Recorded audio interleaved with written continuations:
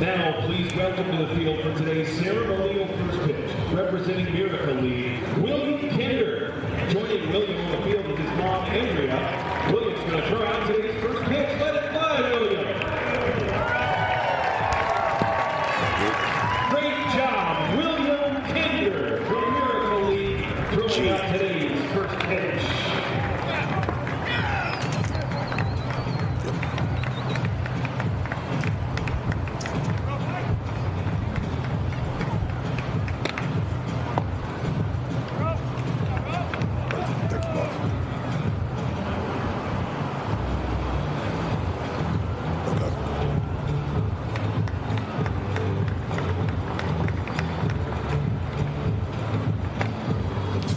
However.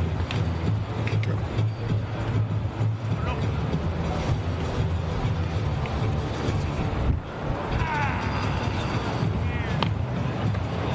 All right, we got a lot of great baseball today. And in between innings, we'll get some entertainment from this guy right here. Jersey, what's going on, my man? Chris, I feel like it's been so long since I've been back in the stadium. On behalf of the entire Bearcats team, we welcome you to hashtag Best Outside of Omaha 9th Annual Tournament, which is amazing to have here. It's an amazing team.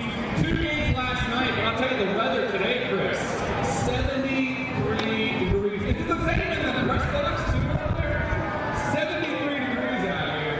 78 going to be the temperature for our second game, which features nationally ranked LSU taking on Nebraska tonight. But we are ready for baseball. Kansas State, San Diego State, y'all ready for some baseball or what? Countdown, first pitch is coming. Back to you, Chris.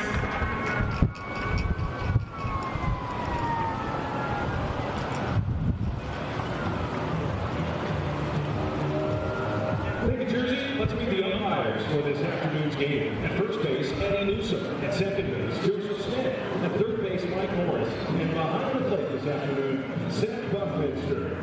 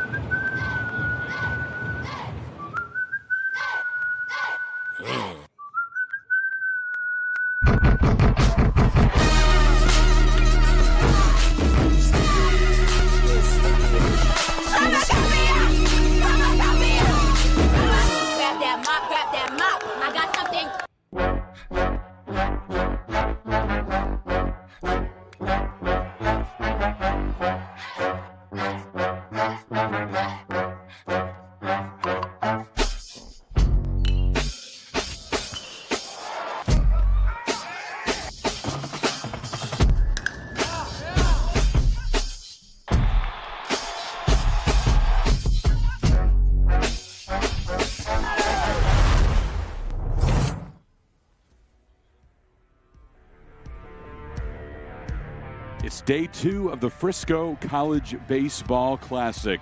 Later tonight, LSU and Nebraska may set an attendance record here inside Riders Field. We'll get things started with Kansas State and Sam Houston. Welcome inside the broadcast booth alongside Mike Harge. I'm Chris Mykoski. Harge, yesterday, K-State had a couple of chances in the 9th, just inches away, but fall to the number 2 ranked LSU Tigers in 10. Yeah, they have to bounce back today, and Coach Hughes thinks that this team is ready for a great day of baseball. You got to minimize the mistakes, and I think that they'll be ready to go. As for Sam Houston, they were tied 3-3 with Nebraska midway through that one. Let it get away, and the Bearcats now 2-7 on the season. Uncommon for them. Yeah, they're a work in progress right now, and hopefully they can get out here, string some things together. But one thing's for sure, this team is going to be battle-tested by the time they get to Conference USA. Absolutely. Let's take a look at the starting lineup for the designated visiting team in this ball game. It's the Kansas State Wildcats out of the Big 12 Conference. Kyan Lotus leads things off and plays center. Shintaro Inoue is at second base. He was 0 for 2, but did get on base 3 times via walk on Friday. D. Kennedy at third, followed by Seth Dardar at first. They had back-to-back homers on Friday, second consecutive weekend they've done that. The right fielder is Nick English. Then at catcher, Bear Madliak. The DH, A.J. Avasco, a freshman, hitting .455. And the shortstop, Maximus Martin, followed by Keegan O'Connor in left, the senior off to a slow start, hitting .125 through 15 at-bats. Umpires meeting with the 2 head coaches right now gives us a chance to introduce them as Eye Care Avenue brings you our lineup of the men in blue. Seth Buckminster is behind the plate. Eddie Newsom down the first base side. Joseph Smith up the middle. And Mike Morris is on the third base side today. Sam Houston State, the designated home team in this one, and they'll send Devin Bennett to the bump. Harji, the redshirt junior out of Fort Worth, making his first start of the season last weekend against NJIT, came out of the bullpen, went 4 innings, giving up 1 run on 5 hits. He's going to feature a fastball, curveball, and a changeup. He's a junior college transfer with really, really good stuff, and hopefully he can come out and be very effective. The one thing for them, they got to make sure they stay around the strike zone. JUCO transfer, one of 26 newcomers on this Sam Houston roster, 12 of them from the junior college ranks. Here's the defense that will back Bennett up. In the outfield, it's Hunter Autry, Brady Christensen, Parker Blackman. Then in the infield from left to right, Blake Brown, Jace Martinez, Addie Smith, and Ryan Brandon. Ty Marthel Johnny on his birthday eve at the start in the catcher position. Head coach Jay Sirianni leading these Sam Houston Bearcats. The Nebraska alum faced his alma mater last night. Pete Hughes on the other side for Kansas State, the winningest active Big 12 head coach. 824 wins for him. Good ball game for Sam Houston for the first third of it yesterday, Mike, but you give a good team an opportunity, and they're going to take advantage of it. That's what the Huskers did. Yeah, and that's one of the things that Coach Hughes was talking about. When you have those opportunities to come in and upset a team that, by the looks of it, is going to be a big crowd again tonight and travels so well, you got to take advantage of them. And that was one of the things, too. That's why I said minimize the mistakes. They didn't play well defensively, and then they had some base running blunders as well. As for K-State, Coach Hughes telling us after the game yesterday just how cruel this game can be. An inch either way, and K-State beats LSU. Play at the plate on a perfect relay throw, able to get Kennedy, and then a hot shot at second base that Daniel Dickinson was able to corral. That gets past him, and Kansas State wins in the bottom of the ninth. Yeah, multiple opportunities for some big-time plays. Kyan Lotus. Second time I've said that this weekend, Harji. It says in my notes right here, Kyan like Ryan. Kyan Lotus, the center fielder for K-State, batting .263. The shortstop, Martinez, can't bring it in, and Lotus is aboard. That's an infield single for the leadoff hitter. And it's interesting, too, because you're trying to roll a ground ball and doing everything you can to get it out. Soft little roller over the mound, high chopper, tries to come in. It was basically one of those do-or-die glove hand plays. and he just came up a little bit too early, and it came underneath his glove. Check over to first, nearly had him. David Bennett with great placement on that throw over to Frandon.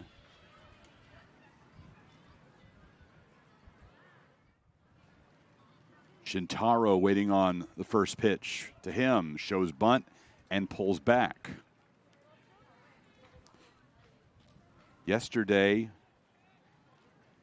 Shintaro reached base 3 times, twice walked in the conventional way, and once was intentionally passed. 0-1 pitch to him. Catches the outside corner. Yeah, being in that number 2 spot, you got a couple different things you can do. You can bunt them over, you can slap them over, you can hit and run. This is a crucial at bat early in the ball game. Facing an 0-2 count. Shintaro swings and misses, got a little piece of it back into the glove of Marthel-Johnny. First K of the day for Bennett.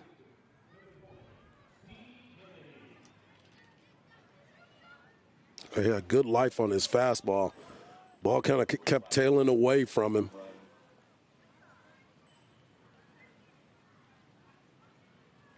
D. Kennedy, K-State third baseman, hit his second home run of the season yesterday.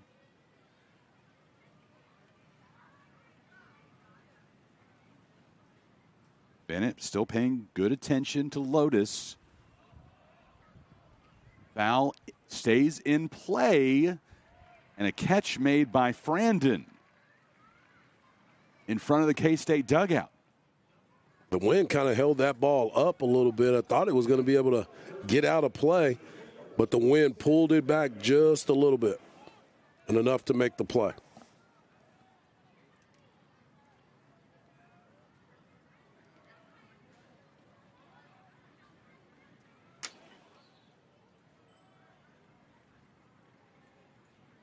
Yesterday, back-to-back jacks. Dardar on the back end of that one, showing who he plays for.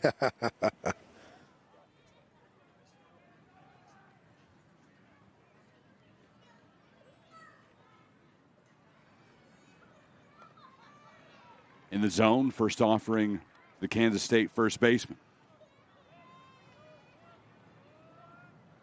It's a team-first celebration. Saw it from several guys yesterday on different squads, either holding up the top of the jersey, showing off the name of the team, kind of wiping their hand below it. That's the beauty of college baseball, all the spirit that is involved in it. 0-1, line shot straight at Addie Smith. Had to move just slightly to his left to bring that one in, RG, and end the inning. What a great play by Addison Smith, being able to dive glove side. Ball looked like it was hooking away from him a little bit, but laid out enough to make the play. We're through a half inning in Frisco. Generals gathered in their masses, just like witches at black masses.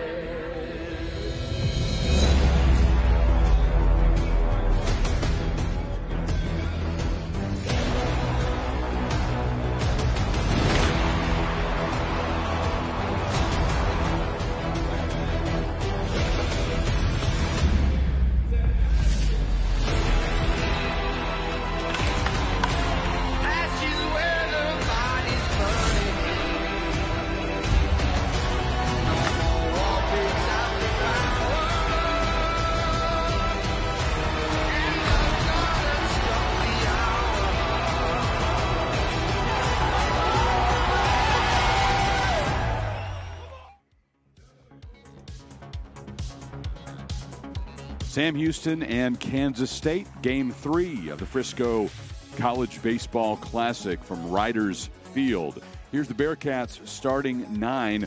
Hunter Autry is in left field leading off. Then Jace Martinez at short. Brady Christensen is the center fielder. He had a sac fly RBI in the 5th yesterday against Nebraska that tied the game at 3. Ty Marthaljani, the catcher, batting cleanup. Ryan Frandon is the first baseman, had a double in the 2nd, but his lone hit of the week. He's 1 for 9 when you combine the Bearcats' loss to Houston and last night's loss to Nebraska. Blake Brown is at 3rd. Addie Smith at 2nd. He pinch hit yesterday and had a couple of chances, struck out twice. Chris Benavidez is at DH today after playing left field yesterday and had one of the best grabs of the day. Parker Blackman, the right fielder, who doubled in the 4th in the Friday opener. Kansas State will put Michael Quevedo on the bump. The senior from Katy, Texas, last weekend got the start against Michigan, went 4 innings, giving up 1 run on 5 hits, striking out 5 Wolverines and walking 4. Got a good fastball, changeup, does a little spinner as well. Want to see how consistent he can be with his off-speed pitches. Hunter Autry at the plate for Sam Houston. Watches that one go past. Not a ton of continuity on this Bearcat roster. 26 newcomers having to rebuild with 12 junior college players. Not the norm in Huntsville. Coach Sirianni generally likes to build up high school guys, but needed that veteran leadership on the roster this year. Hunter Autry, one of the rare players who has been at Sam for a while, and in fact, the only Bearcat on this team with 3 letters. And he needs that type of player to be able to implement his culture and keep guys in line and kind of let them know the way the Bearcats like to play ball in Huntsville, Texas. You know, I believe this is Autry's first game in left field, so it's showing the versatility of this young man to be able to go out there and pretty much do whatever the coach is asking of him. I was talking with him in the dugout before the game about this history that the Bearcats have in peak events tournaments. They love coming here, but thinking 2 years ago in Round Rock, yep, Hunter was the only player active on the team that remains on the roster. Wow. Tossing the bat out of the way, and Autry heading down to first. That's amazing when you think about the turnover that he has had throughout those years, and now you get another guy that is part of the program that can help you along the way. Well, I mentioned Autry is the only Bearcat with 3 letters on this team. There's only one other guy on the entire roster that has even 2 beyond Hunter, and that's Caleb Cotton. Wow. This is Jace Martinez, sophomore from Baytown, Texas. .214 batting average in limited opportunities. This is only his 5th game to play out of the 10 now for Sam Houston. 3 hits on 14 chances.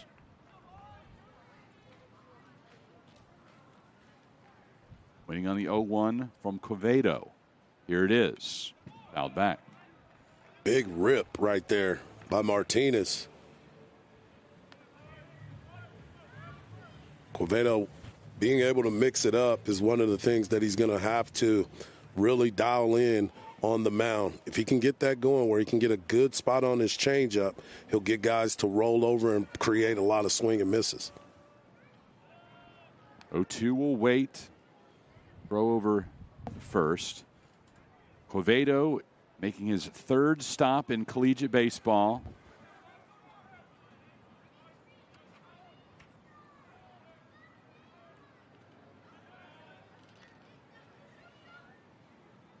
Began at Little Rock, then 2 seasons at Nichols.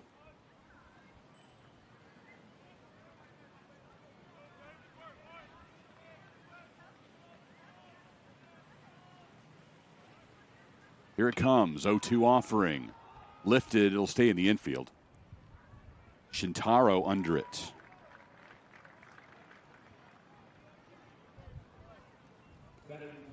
Good job right there. Being able to get on the inside half of the plate, tied him up, and had him pop it up to the infield. No damage. Here comes Brady Christensen. Had a sac fly, RBI in the 5th. Tied the game at 3. That was the last run that the Bearcats scored yesterday. Almost gets away. It does. Dardar couldn't get his glove fully on it. Error on Quevedo sends Autry to second. Yeah, it looked like he was just trying to make a simple throw over to first base, but he stayed on the glove side and it just ran away from the first baseman, which you're in no man's land over there sometimes as a first baseman with that pickoff move. Dardar, no chance at it.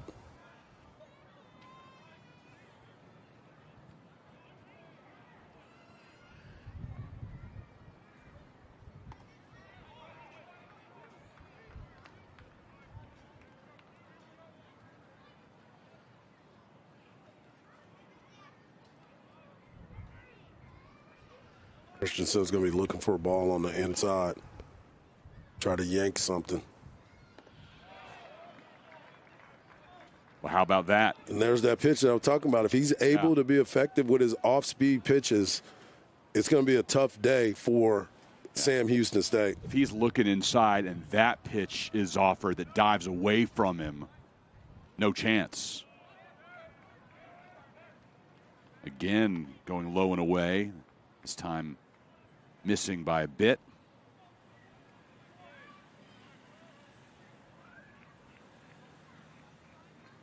Christensen facing a 1-2 count.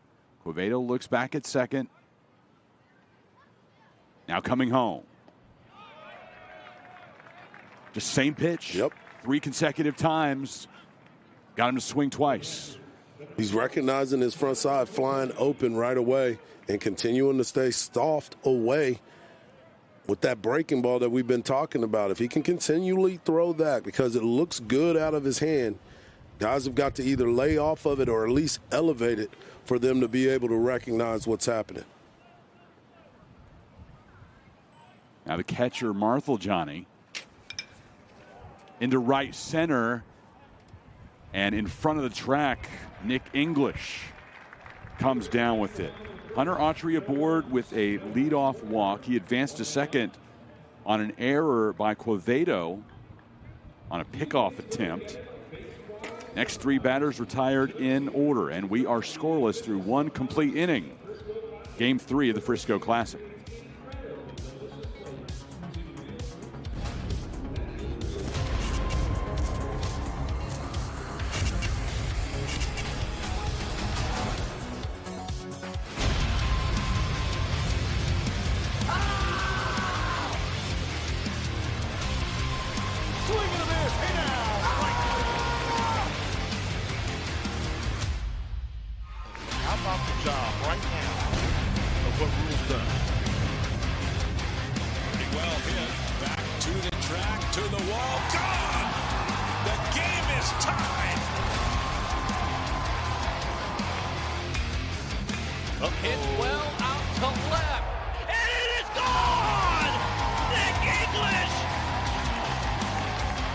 Folks, the Cats are going to the Super Regionals.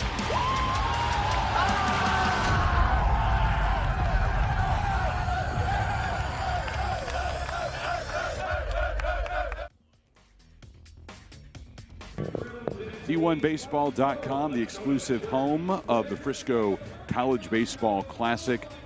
D1Baseball.com covers every game coast to coast. It's the resource that no college baseball fan can be without. Aaron Fitz is here in Frisco with us. We will hear from him during our broadcast of the LSU-Nebraska game later on today. Scheduled for a 4 o'clock first pitch. Check out the front page of the site. Browse around while you're enjoying the stream today. You can check out the stat roundup from yesterday. Jared Morris has the D1 Digest. Also, Kendall Rogers is down at the Astros Classic, where Tennessee is going full throttle. Shocker if you've heard that one before.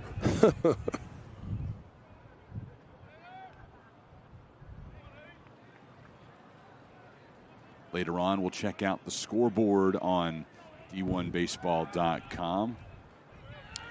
My favorite feature of the site, real-time scores from every single game. If you're following last night, you saw those Tennessee Volunteers knock off Oklahoma State.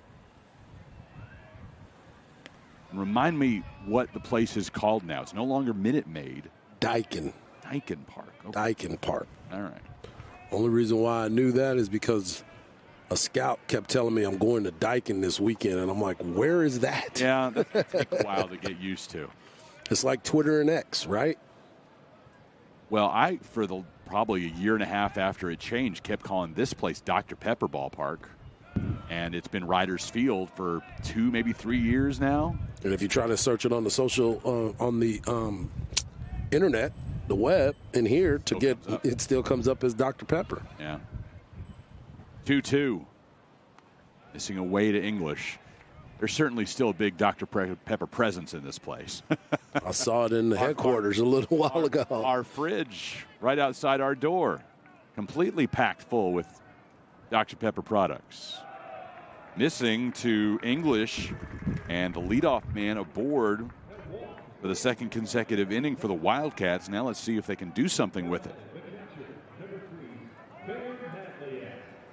This is the type of things that I try to look at during these moments, is putting pressure on the other team, whether it's a bunt, a hit and run, because you don't necessarily have to play for the big ball. You can try to manufacture some things and get the guys locked in. You can also help guys that are struggling a little bit by concentrating on a hit and run situation.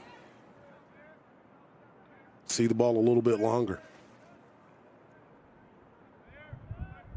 Madliak yesterday, singles in his first and fifth at bat.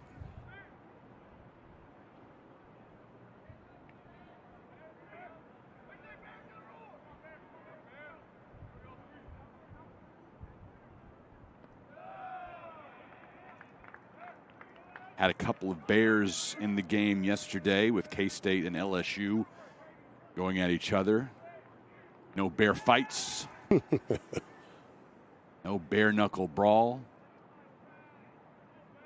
You've been waiting for that one, huh? You've been waiting on that one. I had my lines ready in case the bench is cleared, and those two were in the middle of it. 2-1. High pop fly in the afternoon sky. Ryan Frandon in foul territory for the second time today. Makes a catch. One down for K-State. Top of the second. And A.J. Avasco steps to the plate. The freshman.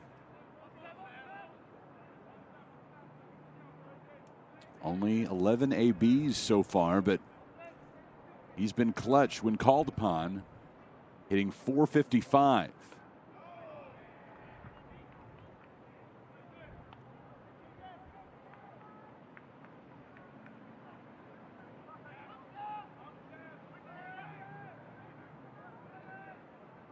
Pitch.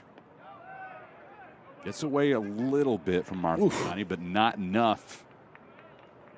Able to check back English, and he had that brief moment of hesitation there, Harji. You got to commit either way. Kind of just stood between first and second, waiting for it to play out. Yeah, I thought that was going to be one of those automatic, once you see him go to a knee, that your first instinct is to get there, but he got a little far off. and he had to make that adjustment. 2-0 the count to Vasco. Got him to look at that pitch. Occasionally we will reference TrackMan, which is a robot umpire. We have that technology here in the booth. Another check over. And the robot ump would have called that last pitch a ball. Right. Our home plate umpire, though, is Seth Buckminster. He said it was a strike. And his opinion is the only one that matters. Exactly. Eventually, our robot overlords will take over. That one missing away nearly to the same spot, just slightly more outside.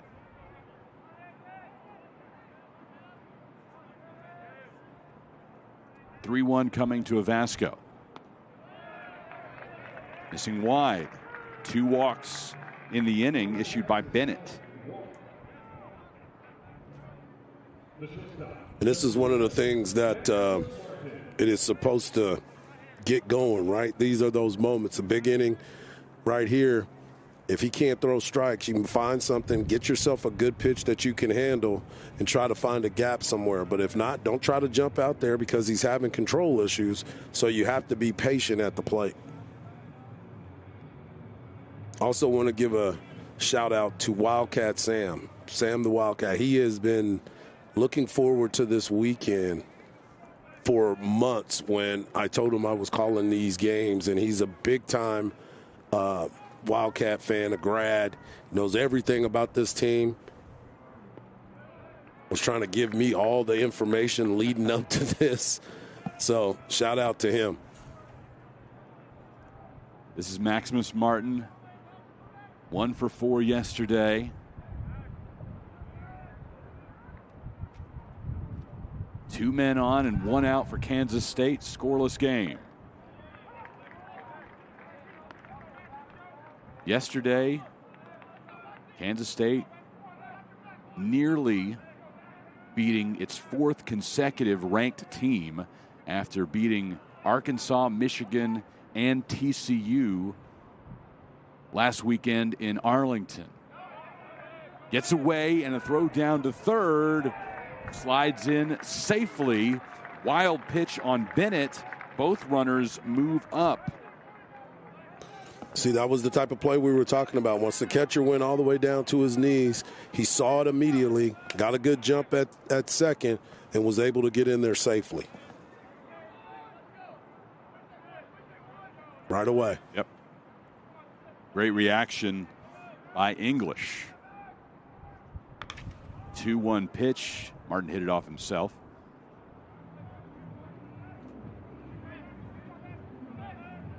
Kansas State head coach Pete Hughes thinks that the Wildcats are close to being a championship level team. They showed that last weekend at Globe Life Field. Core is good, playing good baseball. You're going to lose every once in a while, but that one's really stung yesterday, considering how close they came to beating the Tigers. Yeah, play here, play there multiple times. 2-2 to the shortstop Martinez. He'll throw to first. It's wide, and both runs will score. English had already reached home plate. A Vasco behind him. K-State leads 2-0. Looks like a routine play to Martinez at shortstop. He's coming through. There's no rush on the throw. Simply because of the runner wasn't running hard. All he had to do was make a good throw. Looked like he might have slipped, didn't it? A little bit on his plant foot. Nonetheless, they get 1 run RBI to Maximus Martin. And right behind him, another run comes in as English, as you said, on the ground out, was already home. On the bad throw of Vasco, able to trail. Cats up 2-0, top of the second.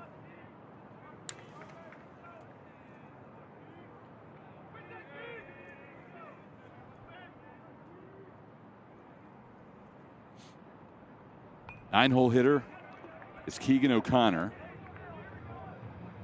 Trying to get the bat going. He's off to a slow start, 125. is the BA. 2 hits in 16 at-bats.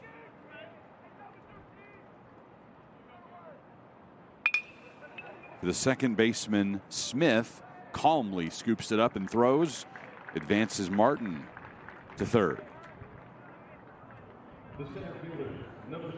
You know, those are those moments that, as a hitter, you hit a ball hard. O'Connor did the job, hit the ball to the right side, but you have to be confident and feel good about it because you hit the ball hard. You made solid contact.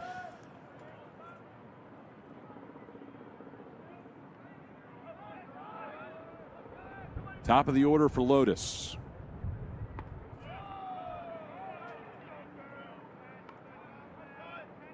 Your kid growing up in Omaha, Nebraska, it is tough not to turn into a college baseball nut.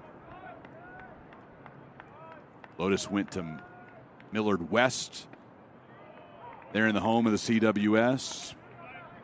Top shortstop coming out of the state, out of high school. Committed to the Wildcats. 1-1. Missing just away. 89-mile-an-hour fastball, as you said, just off the plate. Not by much, though. David Bennett looking into Marthel, Johnny. Here comes the 2-1. Again, just barely off the plate.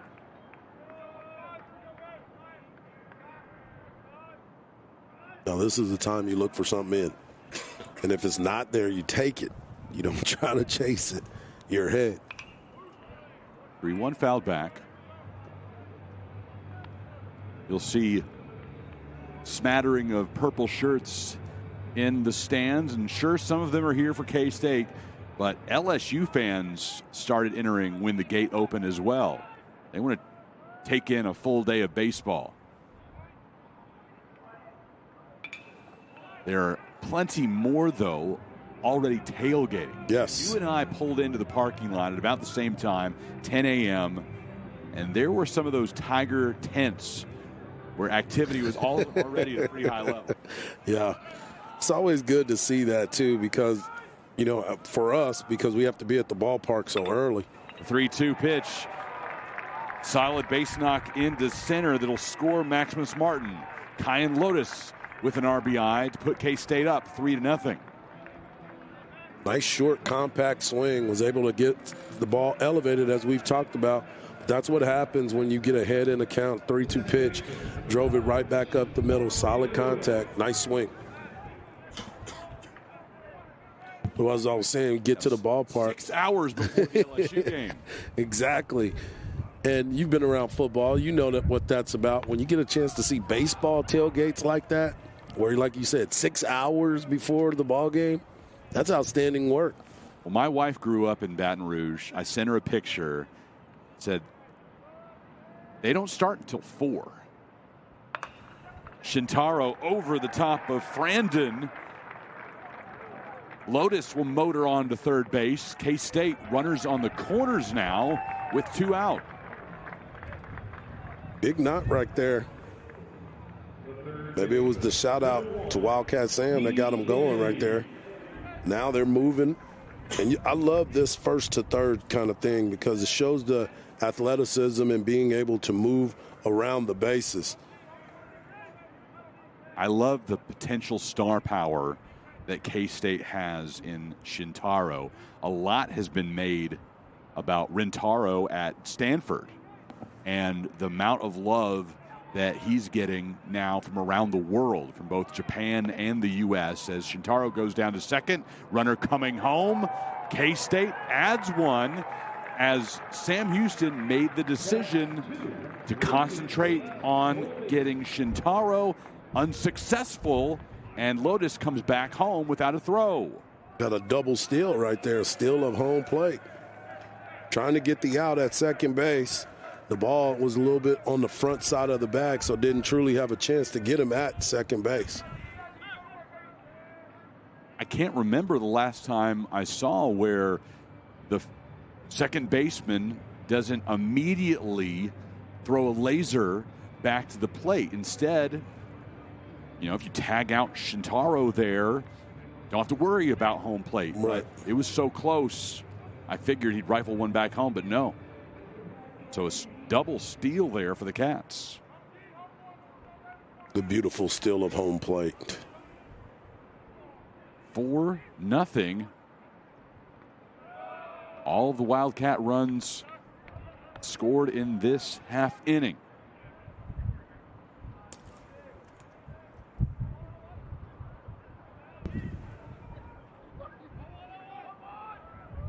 D. Kennedy's a good-looking prospect. Showed a lot of pop yesterday. Yeah. Now, he did run through a stop sign in the bottom of the 9th inning. He beat himself up about it afterwards. Absolutely. And Coach Hughes told him, you know, if you're going to screw up, do it running 100 miles per hour. That's exactly what he did. He made the defense make a great play, and LSU made a flawless one from cutting the ball off, not letting it hit the wall in left, and then a perfect throw to the cutoff man, followed by another accurate throw home. And any one of those steps is missed along the way, and the Wildcats win. Absolutely. You know, you talked about the ball in the gap, and it kind of checked up a little bit for them to not get to the wall. Then they come in and they execute the throw home, and it was a perfect throw, no bounce, on the line, and bang, bang play at the plate.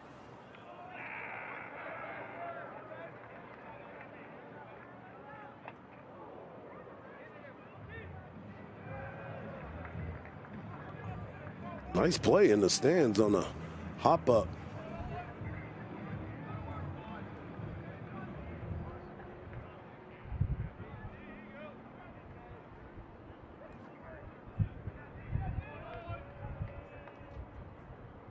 Three-two pitch, down low.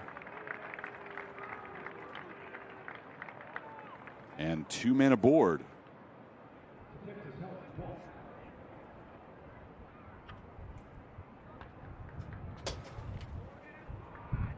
Yesterday, back-to-back jacks for Kennedy and Dardar. That's one of my favorite ones because you get a chance to talk about Splash Town and what he was supposed to do. That power, that right there, that's a big-time display. Jay Sirianni out to chat with David Bennett, who's making his first start of the season. Came in as a reliever twice this year. Last weekend as the Bearcats dropped 2 out of 3 to NJIT in Huntsville. Bennett put in the most work of any pitcher that day. 4 innings, scattering 5 hits, giving up just 1 run. Threw 81 pitches in that relief appearance.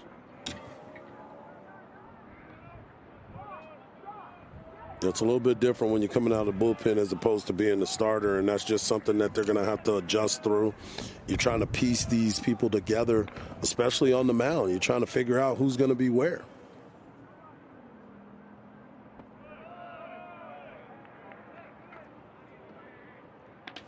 Wildcats have batted all the way around in the second. Dardar, the 9th man to come to the plate.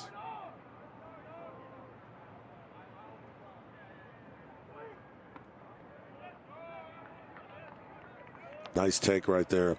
There's another one. Driver's seat right here. Struggling a little bit.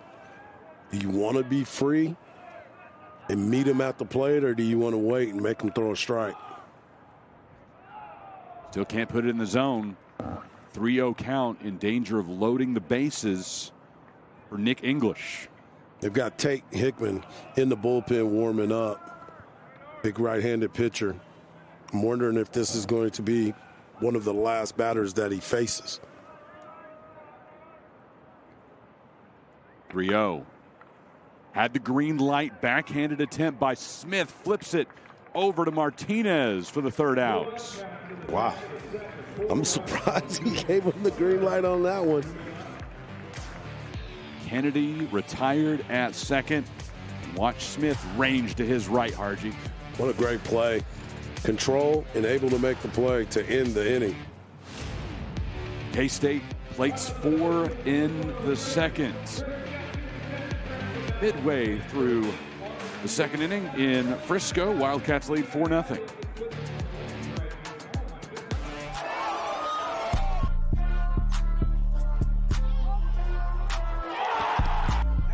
Ran up out of Lux Unessa up the highest metric. The city just made it sweet, you could diabetic. They mouths were full of deceit. Let these cowards tell it. Walking New Orleans with the etiquette, the LA yelling. Second bad, but somebody gotta do it. Got my foot up on the gas, but somebody gotta do it.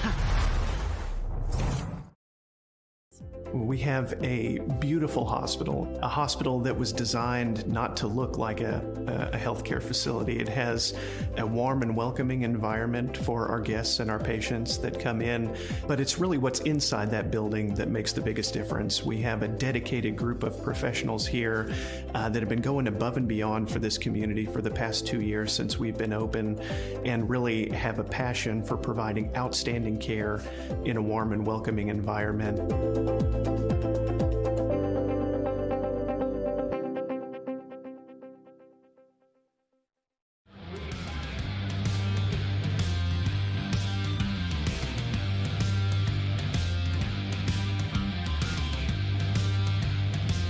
It'll be Brandon, Brown, and Smith for Sam Houston in the bottom of the second inning to face Michael Quevedo.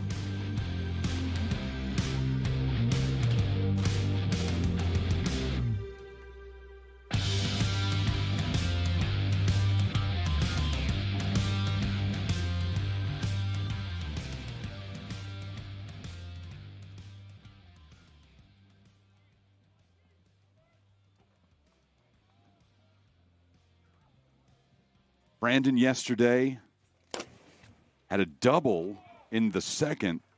Lone hit of the week.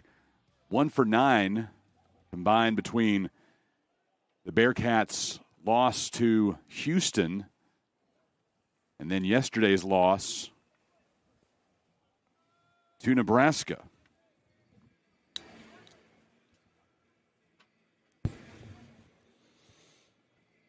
Always get interested with these lefty-lefty matchups because I always try to see what the front side of the hitter does when they're facing a left-handed pitcher.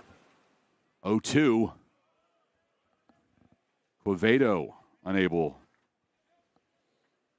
to retire. Frandon last year had to redshirt due to injury. This season off to a start that includes a .250 batting average. He has driven home 7 runs through just 9 games. Making the most of his opportunities.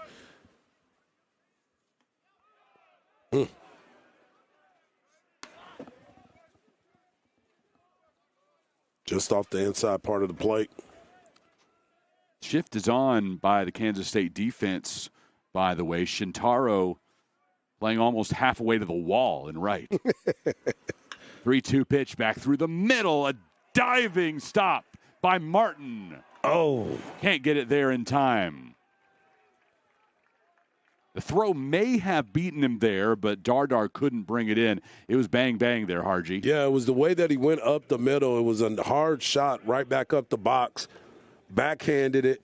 Came up strong, throwing strong, but boom, it was bang-bang at first. Got to hold on to it. Infield hit.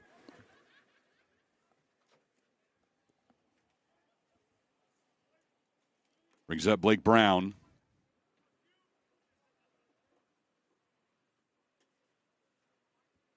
Sophomore hitting .267. His first chance today.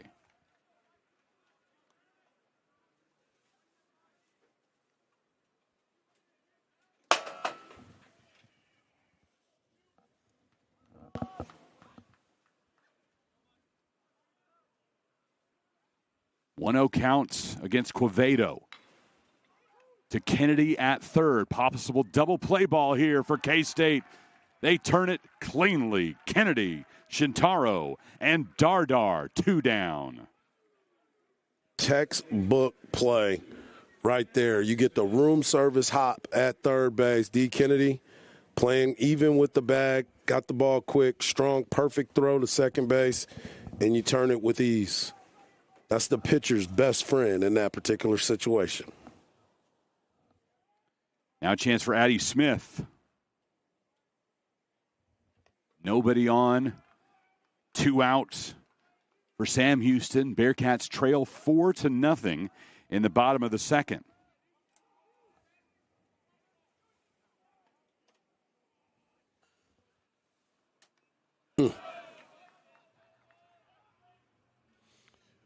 Talking to the folks over at Sam Houston, this is someone that they're hoping to get a lot of playing time from and some help, especially because of where he's been and how talented he is as a player.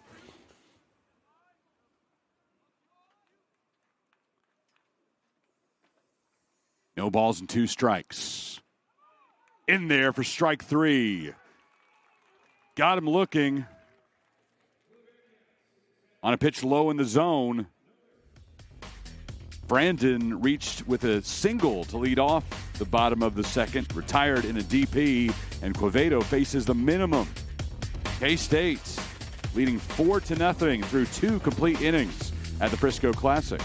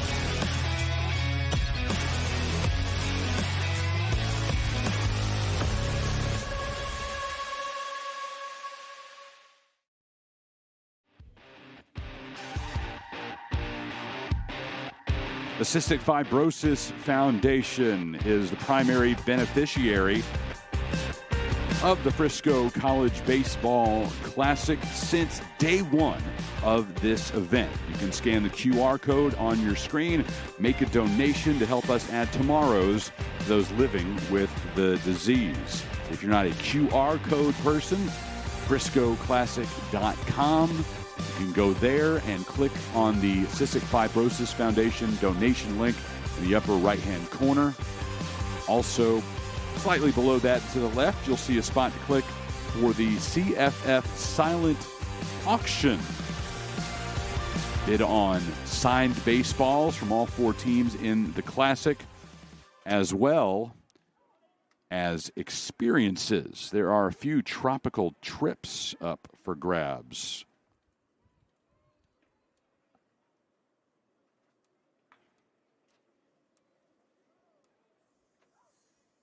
Top of the third after K-State plated 4 in the second, batted all the way around. 0-2. Into right. Blackman backtracking to make the catch.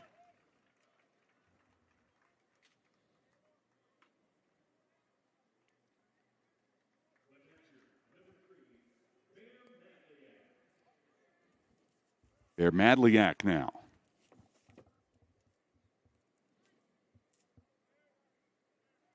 Bear Madliak. It's an awesome name. Yeah, one of the best in college baseball. Every fall, I see all name teams. Yes, I love it. In college football. I don't know if I've seen an all-name team in college baseball this year, though. I would have to agree with you. I have not seen one of those, but I think this one would be the starting catcher. In the dirt, to Bear, who's been around the block. This is his third collegiate stop. Began with the Georgia Bulldogs, then on to the Jacksonville State Gamecocks before arriving in Manhattan.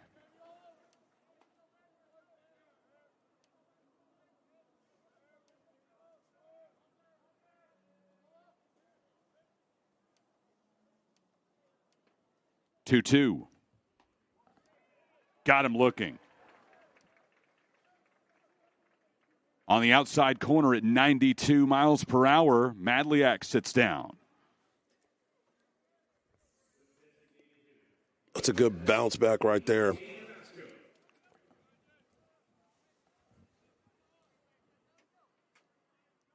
A.J. Avasco walked. First time he stepped up, came around to score.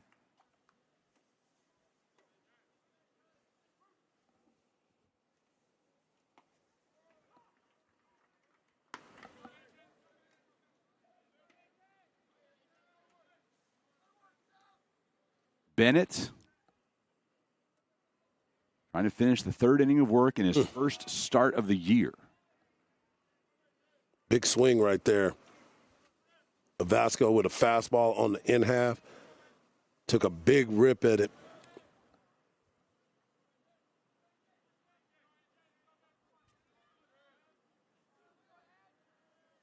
Ball and 2 strikes. On top of the Sam Houston bullpen. One of the many great features about this ballpark. The bullpens are cut out into the stands down each line.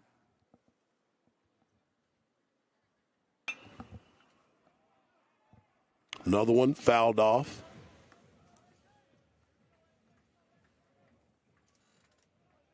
They have to have signs posted or all around those bullpens, by the way, Harji. No autographs during the game. Otherwise, right. Somebody gets smoked. Well, it's more so that the kids will be bothering the players all game long. Frandon stabs it. 1-2-3 inning for Bennett for the first time today. See a little excitement from that man, getting 3 up, 3 down, and being able to make it work. K-State 4, Sam Houston nothing as we head to the bottom of the third.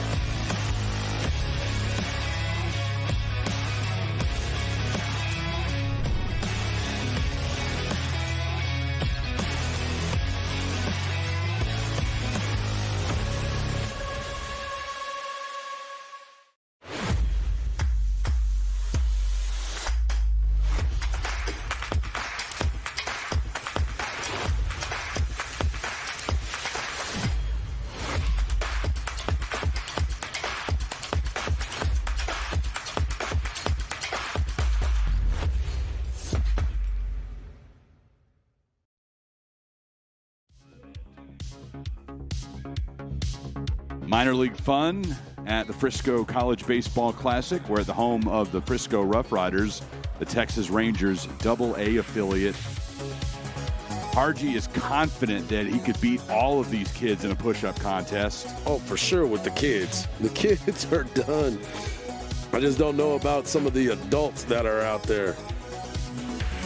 I don't know if they let adults be in that particular event. It would be interesting to see how they would do. I would flame out quickly. I've seen a lot of muscled guys walking around here this weekend that are excited about baseball, but we shall see. Michael Quevedo continues his work on the bump for K-State. Allowed just a single hit in the first 2 innings. Rolling along against Sam Houston. That one hit came to Ryan Frandon to lead off inning number 2. Third start of the year. Latest one coming against the Michigan Wolverines, a game that Kansas State won, the middle of 3 in Arlington last weekend as K-State beat Arkansas, Michigan, and TCU. You were talking about what Coach Hughes said about this baseball team and how close they are. It's a talented group. When you look around the field and look at all the talent that is out there, they've got a chance to really get it going, especially once Big 12 play starts. 1-2 to Benavidez, who gets a day off from playing defense today. He earned it. Yes, he did. Great catch in left along the wall just below the home run terrace. These long days and late nights, Harji, watching SportsCenter is not at the top of my list. That might have made it. Benavidez goes down looking. Third strikeout for Quevedo. And those are the types of innings right there, that moment right there where you can come in and get a strikeout knowing that you want to get your team back into the dugout. That's a good location and a good pitch, but you're right. Benavidez making that play was outstanding work last night. Here's Parker Blackman. This is what he did last night. And here, able to reach base via a bunt. That was an outstanding bunt. The difference was Dardar was trying to get back to the bag. If he gets back to the bag, but he fell down at first base, if he's able to get back to the bag, that might have been a bang-bang play at first. If you look at the footwork, it was a little switching here and there, and then all of a sudden, good movement off the mound, but Dardar couldn't get back to his feet trying to get back to the bag.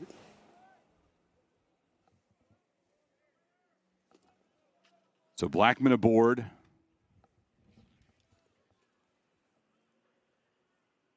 Back to the top of the order for Autry.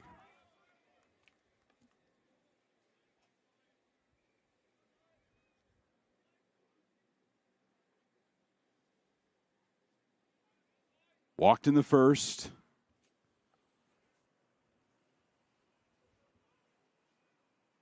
Advanced up to second on a throwing error, on a pickoff move by Quevedo, but was left stranded there in scoring position.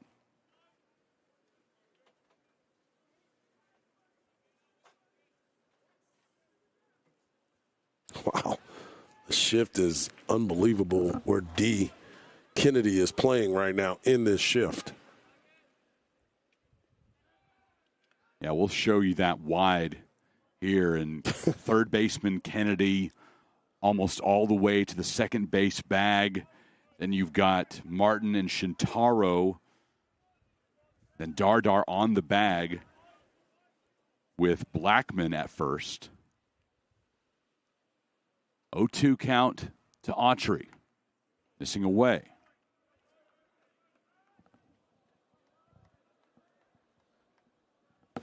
We talked about him being able to throw his breaking ball to be able to get some swing and misses. It looks good out of his hand, and that's been the biggest thing for Sam Houston State to stay off of it. He's throwing it at the right enough level to keep their eyes guessing.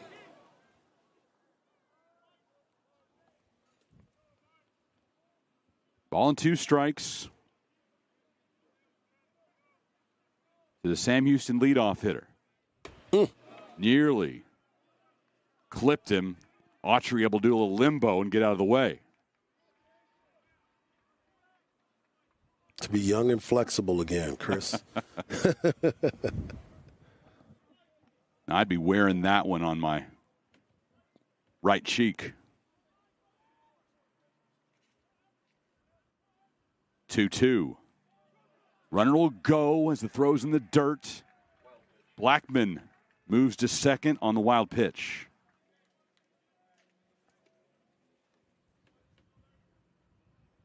Now it'll be interesting to see where they play this shift. D moves back to the third base area. But Martin up the middle, I want to see. Wow. If I'm the runner, I'm getting as big a lead as I possibly can with that type of shift behind me. Just have to pay a slight attention to Martin, but he is well off that bag. And aboard is Autry. Man on first and second for Sam Houston. Jace Martinez will have a shot with a bat in his hand. Martinez has an opportunity to avenge the error that he had at shortstop, to be able to drive some runs in a good situation. Only one out. Be aggressive on the fastball. Lay First off pitch everything else. From Quevedo, laying off the breaking ball.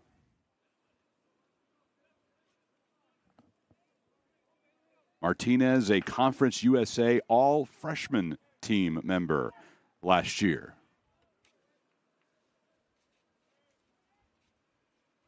1-0. Both runners are off, and they're both safe without a throw. Steals of third by Blackman and of second by Autry. What a great jump by both of those guys on the back end. Being able to recognize and put the steal on. Remember what I was telling you. A lot of teams need to be put in motion when your team is struggling. Do things out of the ordinary to help create positive moves. Great job. Swung on and missed on the 2-0 offering. As Quevedo pumped that one in at 90.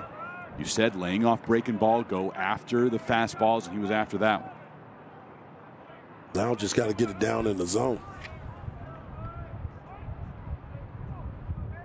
2-1. That one in the zone at 90. That's the one you want to get.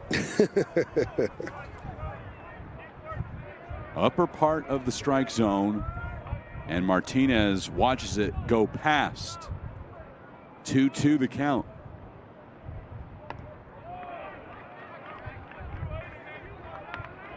Missing in. Count now full. First base is open, but Brady Christensen is waiting on deck. Now I think we're about to see an off-speed pitch right here. Moved his feet in the batter's box on the inner half. Now let's see if he goes soft away or soft breaking ball. Went fastball in. Would have rung me up because I'd have been looking off speed.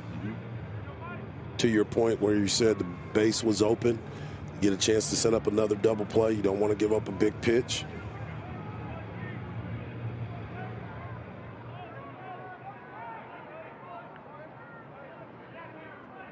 Full count, 1 out, 2 men on for Sam Houston. Cats trail by 4. Breaking ball there. Got him looking. Wow, good pitch. And gutsy.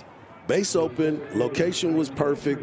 Went with the fastball, tied him up, fouled it off, and then boom, comes back with the off-speed pitch. Great location as well. A slider right in the middle of the zone. And Martinez could not react. Strikeout 4 for Quevedo. And here's Christensen, who was his first victim today. Bearcats can't waste this opportunity. 2 men on, trailing by 4. Christensen trying to go back through them. Right side. Bearcats will plate 2. And they're within 2. Christensen with a 2-run single to cut that deficit in half. Outstanding at bat. Got a pitch he could handle. Hit it between first and second. Left-handed pull. This was one of the times that you're wondering why they're not playing a pull guy. But he comes up big, gets an RBI, 2 RBIs, and to cut that in half. Blackman and Autry score. 2-run single for Christensen. That's 8 RBI on the year for him now. Ty Marthel-Johnny will look to keep the party going with 2 out. Christensen running, slides around the tag. First stolen base of the year for Christensen.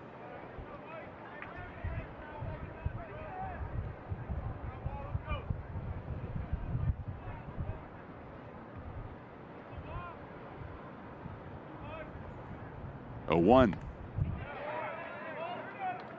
Can't check his swing. Flip the outside part of the zone.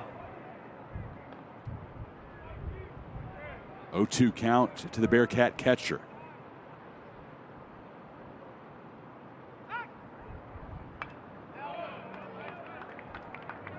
Off the roof of one of the luxury suites, which are starting to populate down both lines. A couple of those remained as of first thing this morning. I imagine Tiger faithful or Cornhusker fans will scoop those up. Swing and a miss. Got Marthel Johnny. Quevedo strikes out the side, but 2 runs score in between. Bearcats cut the deficit to 2 runs here in Frisco. It is game 3 of the 2025 Frisco College Baseball Classic, exclusively on D1Baseball.com.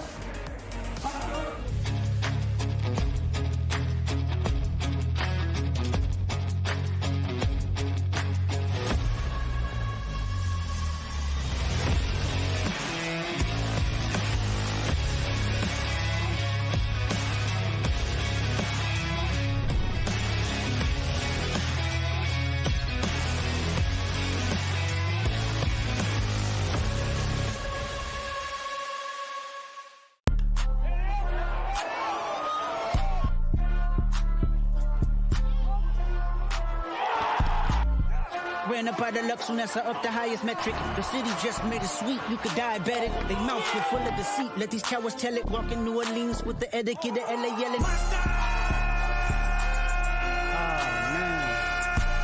Second bad, but somebody gotta do it. Got my foot up on the gas, but somebody gotta do it.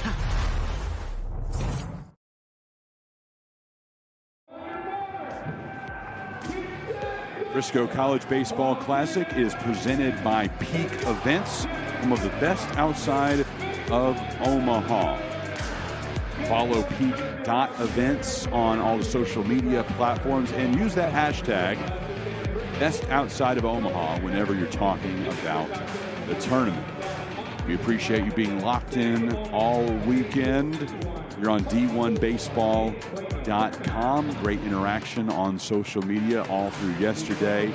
Our fantastic crew behind the scenes, populating with great content from around the ballpark. Daniel Amador leading the Peak Events social media squad. In addition to things happening actually in the stadium, Harji, and they're interviewing players during VP. They're talking to fans that are here watching the game. I believe Daniel and the Peak social squad is going out to visit with those Tiger tailgaters here in a little bit. The people who have been out and imbibing since at least 10 a.m. Right. So some good content on the way on Peak Events, both Twitter, Instagram, Facebook, wherever you want to go. And remember, you have to spell that out. Peak DOT Events is the handle. Peak and an actual dot, then event is the website. I mean, let's be honest. You couldn't have asked for a better weekend to be able to be in the parking lot all day or just to come out and watch a ball game. You know, you were talking about some of the people that are out there tailgating, but think about those that drove up, and you were talking about those in the city, the fan bases that travel so well. This is an exciting time, and what a beautiful, beautiful day for baseball. So why not? Let's play 2. No, it's perfect. Pop up. O'Connor, as 3 Bearcats are after it. Blackman able to bring it in. That got scary for a moment for Sam Houston. It's like, how many am I going to be able to go and get? Blackman comes in and makes the play. But it was a little scary, a little dicey out there. Back to the top of the K-State order for Lotus. Just got the update from Nathan Wooldridge, the VP of Peak Events. Only 400 tickets remain for tonight's game between LSU and Nebraska. So hop on FriscoClassic.com right now. Get your seats before you come out here. Don't want you to get to the ticket window and be denied. Go ahead and take care of that before you head out here. But again, perfect day. If you are anywhere near Frisco, first pitch scheduled for 4. So if you're within 3 hours of my voice, get those tickets, hop in the car, and join us for what promises to be a classic between the Tigers and the Cornhuskers. And Sam Houston fans watching down in Huntsville, plan to join us tomorrow. It's going to be another great day. Those watching up in the Manhattan area, you know, what the heck? Life is short. Take trips at the last minute. Be impulsive. Get down here for the Sunday games. It's great to be impulsive to come to the games. It's just getting back. You have sick days. You do. You do. You do. Me too. But more tickets available for the Sunday sessions. Wildcats and Nebraska, a Big 8 rivalry renewed tomorrow in the early game. And then it'll be Sam Houston and LSU in the late game at 4 o'clock tomorrow. We hope you'll be part of this with us in the yard. And those of you who absolutely can't be making excuses, we do appreciate you being with us here on D1Baseball.com. Lotus takes a free pass.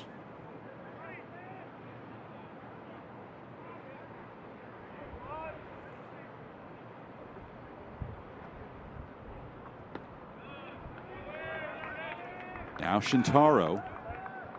And I started to talk about the international star power that Shintaro may be able to grow throughout this season as his play continues to elevate on the Division I level.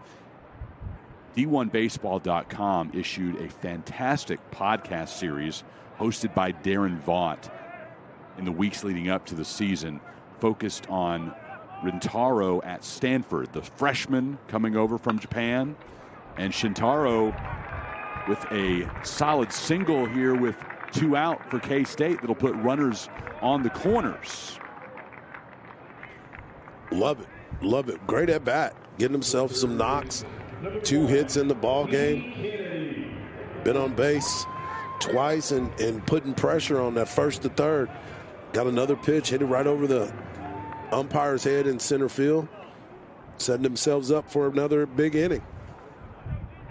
I highly recommend you go back on the D1 Baseball podcast feed and check out that series that Darren put together. Really get to know the process of why Rintaro decided to go on this path, which is rare for Japanese athletes. Typically, you'll play pro over there and then post, so a major league organization can sign you, but instead,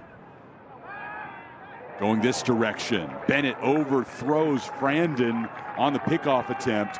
Lotus scores, and Kansas State increases its lead to 3 runs. Just want to keep answering. The Bearcats cut it in half, and then you try to put some things together. Unfortunate pickoff move was errant again over at first base, and was able to push across another run. A second time today, we've seen a pickoff attempt go wild and allow runners to advance. This time leads to a Wildcat score. And a chance now for D. Kennedy.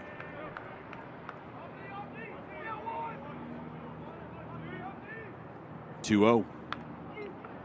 Fouled it off himself. Kennedy yesterday with a home run. Back-to-back jacks for he and Dardar. His traveling 420 feet onto the berm. 2-1 going the same direction, but nowhere near as far. Third out of the frame, K-State plates one thanks to a throwing error by Bennett on a pickoff move. So it's 5-2 in favor of K-State midway through the fourth. We have a beautiful hospital, a hospital that was designed not to look like a healthcare facility. It has a warm and welcoming environment for our guests and our patients that come in, but it's really what's inside that building that makes the biggest difference. We have a dedicated group of professionals here that have been going above and beyond for this community for the past 2 years since we've been open, and really have a passion for providing outstanding care in a warm and welcoming environment.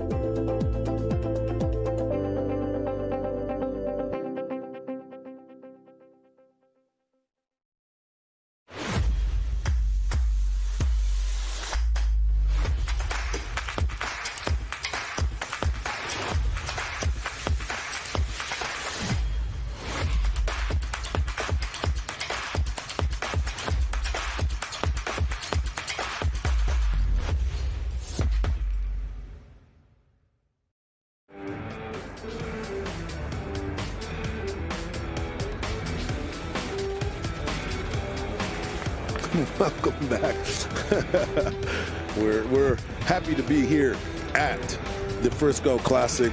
Let's cure cystic fibrosis, the proud supporter of the CF Foundation. All you got to do is go over to cff.org or scan that QR code for a chance to donate and help. Well, of course, you can always go to cff.org. We won't discourage you to go there.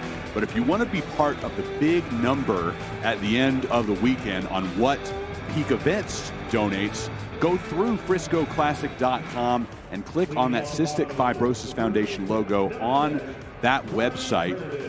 Through the course of the Frisco Classic history and the other events thrown by Peak, over $650,000 has been raised beyond the baseball games as that bunt goes straight back at Quevedo for the first out. We enjoy the games. We love what we do here. But perhaps the best moments of the year for Peak Events is when that big, oversized vanity check is presented to the Cystic Fibrosis Foundation after the season. You talk about it. You get that opportunity and that big check that everybody looks forward to because the donations are everything. It's the only way you're going to be able to get a cure is continuing to make that donation. Peak Events co-founders Ryan and Kara Holloway, their niece Avery, diagnosed with cystic fibrosis. The cause is near and dear to them. Before each game, there's a message that plays on the video board letting all the fans here know about the cause and why this tournament exists, both to help cure CF and to bring great college baseball to Dallas-Fort Worth. $650,000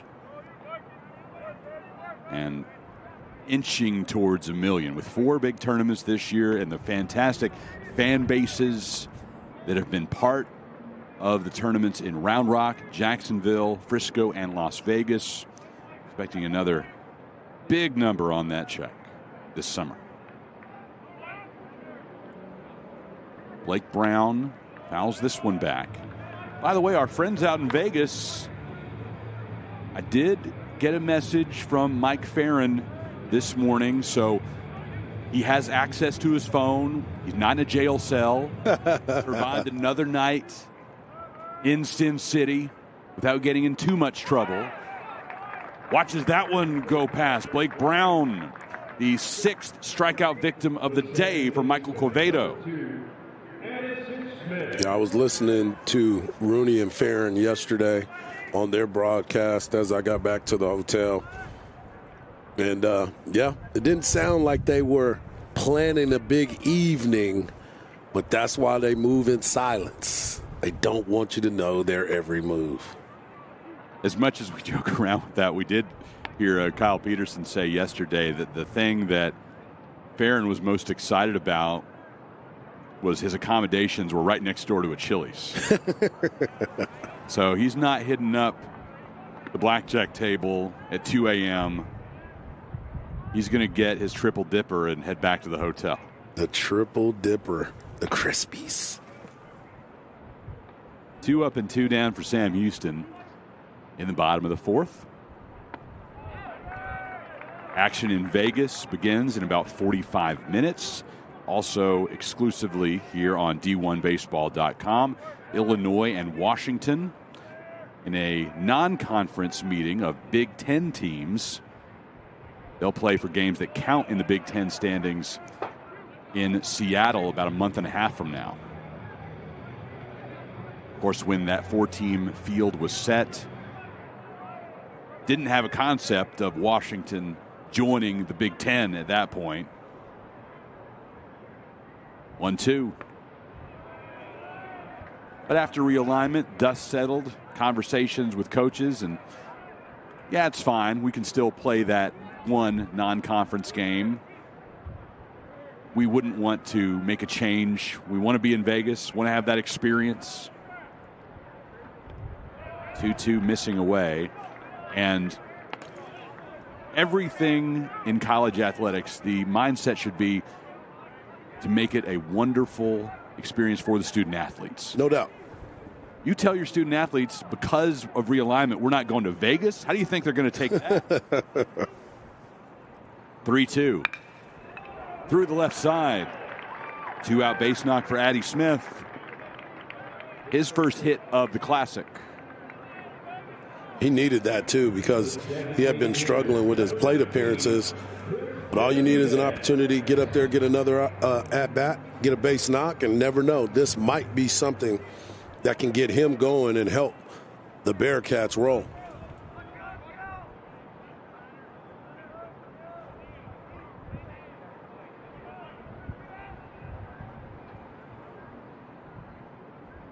Benavidez struck out looking his first time up.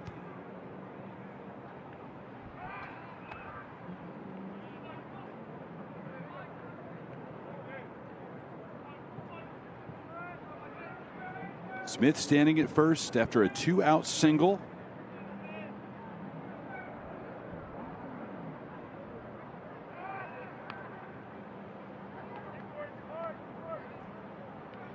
One of our favorites, our girl Gina Lynn, checking in. She is working the Las Vegas Classic alongside Farron and Runes. That's awesome.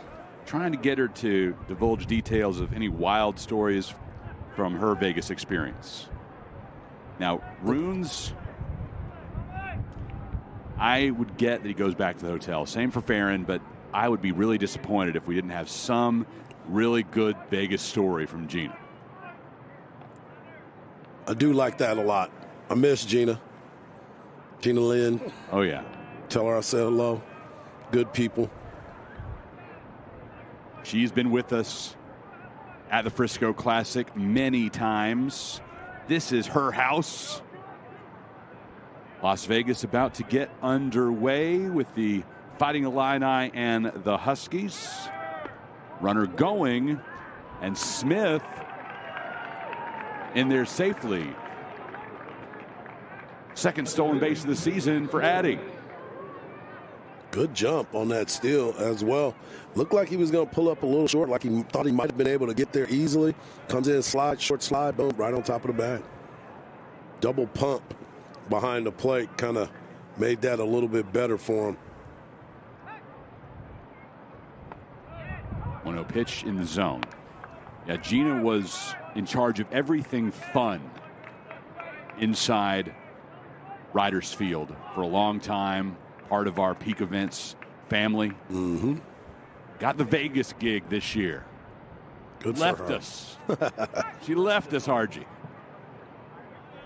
was a little disappointed, but happy for her because it's Vegas.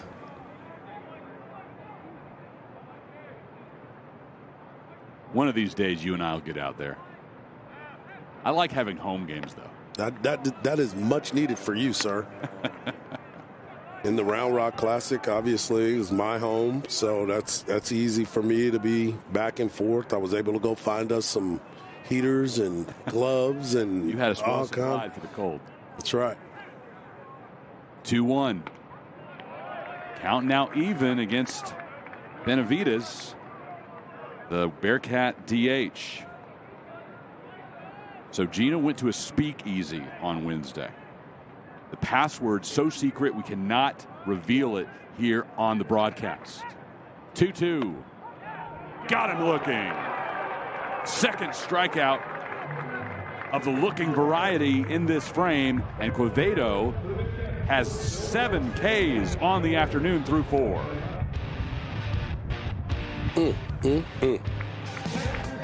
I see why there's some anger right there.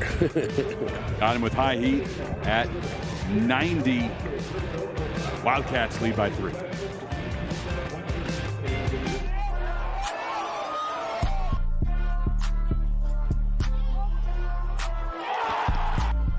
Ran up by the luck soon as I up the highest metric. The city just made it sweet, you could diabetic. They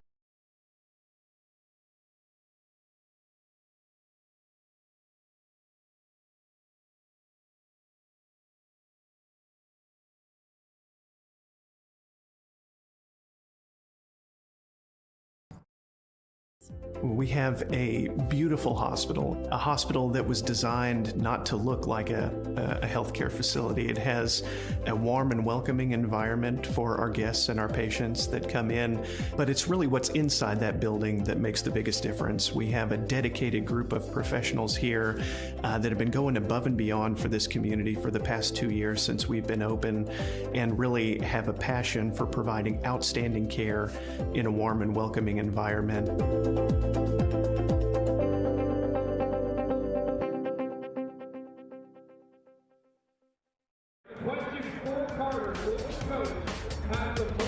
Texas Health Hospital Frisco is proud to provide the very best in healthcare with quality of service that goes above and beyond your expectations.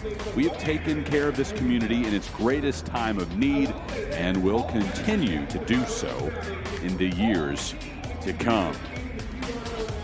Alongside Mike Harge, I'm Chris Mykowski. We are in Frisco, Texas. That flag flying high above the wall in center field on this picture-perfect day. You hear the phrase Chamber of Commerce Day used when you're relating it to what we have for this one. This is the day that you spend on the golf course, but most importantly, at the ballpark for 2. Ernie Banks said, let's play 2. This is what he's talking about right here. You're our Iron Man, though. You get 2 today. Well, you'll be here. Yes. You just won't have a microphone in front of your face. But I know you're not leaving the yard for when LSU and Nebraska play later. You are correct, my friend. That one's scheduled. I believe we have a communication issue, comm system for the Bearcats, and they'll get that addressed. 4 o'clock start. Tigers and Cornhuskers. LSU will come in, the number 2 ranked team in the country with a 9-1 record. Nebraska improved their record to 4-4 with a win over Sam Houston yesterday. Bearcats falling to the Huskers.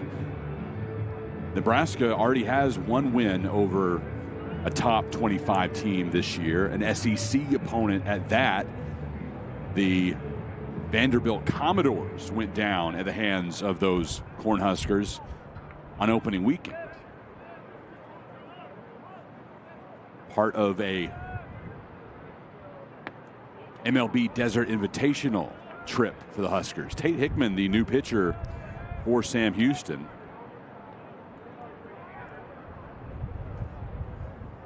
Wearing number 32 on his orange jersey, the freshman out of Chester, Texas. Very mature freshman. Touch 92, got a slider at 81. Good changeup at 85 miles an hour. And one thing that you want to make sure that he does is being able to throw strikes in this moment. Don't get too excited. Learn a lot about yourself and make sure that you continue to pound the strike zone. Third appearance of the season for Hickman. Last weekend against NJIT got the start, but could only last for a single inning. First out as Dardar is retired in the top of the 5th. But can't get much rougher than that over the first inning against the Highlanders. Harji gave up 4 runs and was quickly pulled after throwing just 35 pitches. Yeah, you got to be able to come out there and throw strikes. And, you know, like I said before, there's a lot of adrenaline that may be involved in this. There's a lot of thought processes and the big freshman being on the mound and getting his opportunity, but you got to make sure you can control yourself. Yeah, those first 3 runs for NJIT came in the first. And then in the second, Hickman walked the first 2 batters he saw, got pulled, and one of those runners that he left for Valdez ended up scoring, and it was his responsibility. This is Nick English. Walked in the second, flied out to right in the third. Into center for Christensen. Comes in to make the catch. 2 up and 2 down in the top of the 5th. It's, you know, have you ever heard the term effectively wild? You're missing certain locations, look like you are going to be all over the place, and then you groove one, gets in on their hands a little bit because they're not ready for it, and it just continues to help your cause.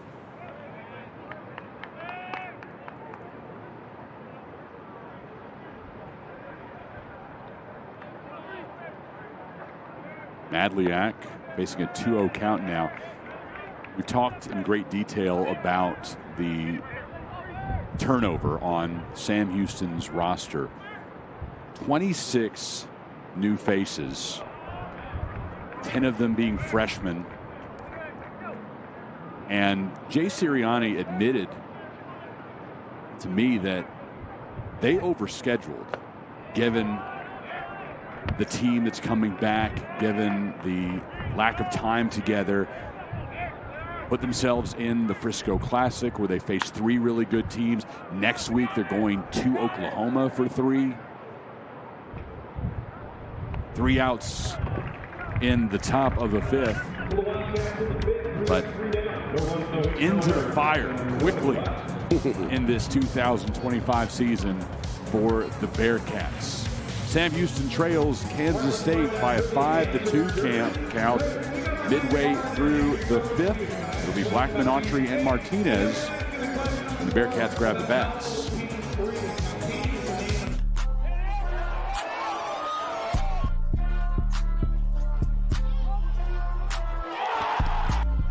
Ran up out of Lux and that's up the highest metric. The city just made it sweet, you could diabetic. They mouths were full of deceit. Let these cowards tell it. Walk in New Orleans with the etiquette of LA yelling. Second bad, but somebody gotta do it. Got my foot up on the gas, but somebody gotta do it.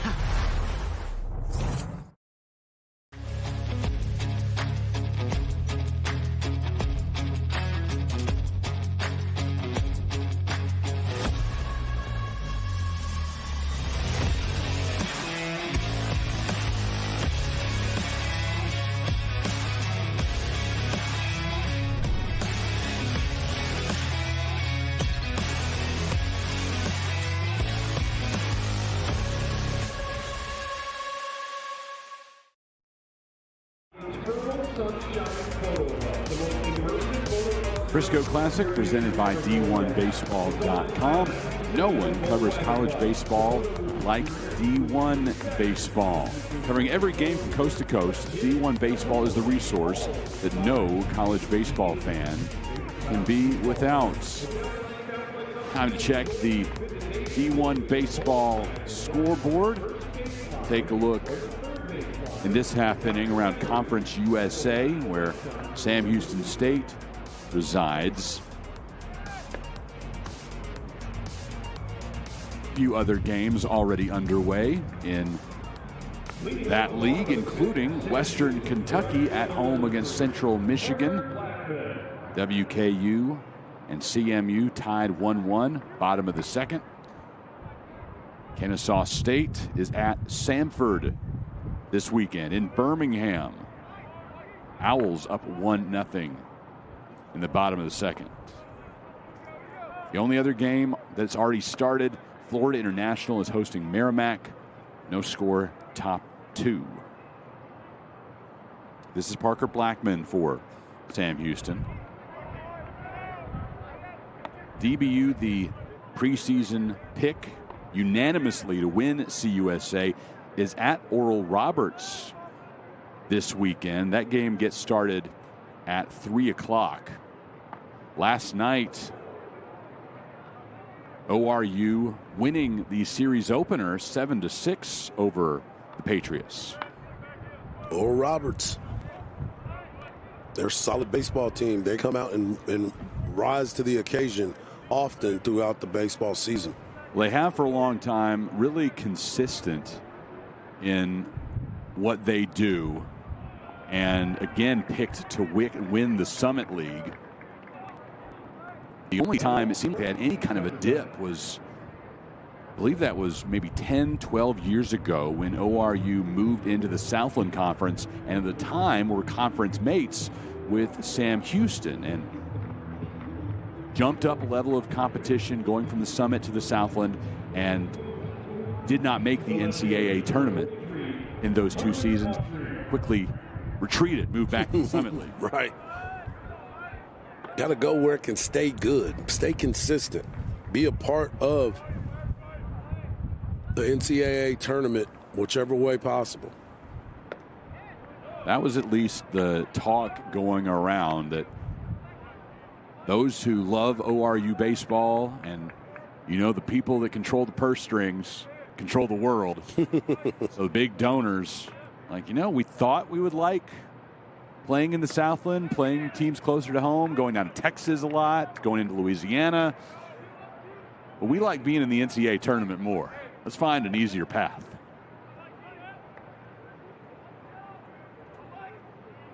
Well, you still get an opportunity to play some of those talented teams, as you said, playing against a DBU, playing in Oklahoma, Oklahoma State, being in that type of area where you'll get an opportunity to play some of those games that look good on your resume. RPI and quads and everything else that goes into it. 1-1 pitch coming to Autry. Second time today, he has had to get away and nearly got plunked in the face. Literally a close shave multiple times. Rocking a good stash. Oof. 2-1 the count. Continue to look around CUSA. Louisiana Tech is hosting Memphis for 3 this weekend. Tigers came out swinging the bats last night, won 7-2 at Love Shack. Game 2 of that series gets started in about an hour and a half. Liberty is at UNC Wilmington. Florida International, you mentioned earlier, they're playing Merrimack right now. That is a doubleheader today in Miami. 2-2.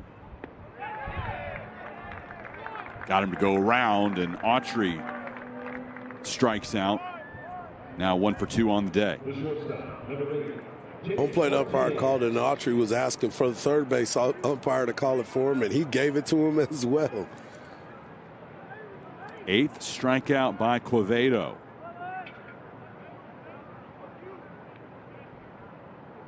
Here's Jace Martinez after the check back to first.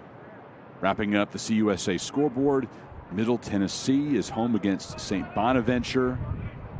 New Mexico State hosting Oakland, and Jacksonville State home against Arkansas State later today. Runner going, and Blackman in there safely. Bearcats have had a lot of success being aggressive on the base paths this year, Harji. Now 16 of 17 on the season. Well, number one, that's their style, is to be aggressive on the base pass. But number two, they've all must have picked up something on Quevedo every time he throws over. What's the first move? They must have figured out something about his pickoff. 1-1 as Quevedo misses away. 4 1/3 innings of work. 2 runs, 4 hits. He struck out 8 and walked 3. This is pitch number 82. Fouled back by Martinez.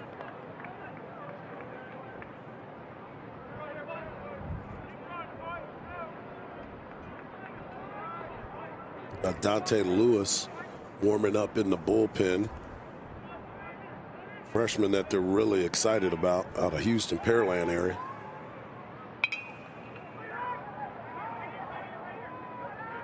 That travels into the crowd out by the bullpen bar. My favorite part is the scatter. Yeah. People get out of the way of the ball that's coming out there. Not even the ones that are going to get it. Not everybody has the confidence to attack a foul ball versus letting it attack them. Check back to second base.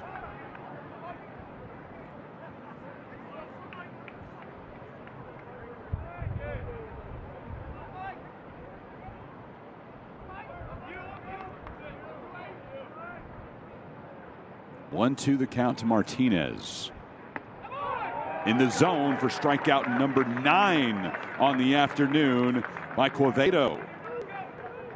Quevedo, we talked about at the very beginning. If he can get his off-speed pitch to be consistent today, he's going to have a good day on the mound. And that's exactly what he's been able to do.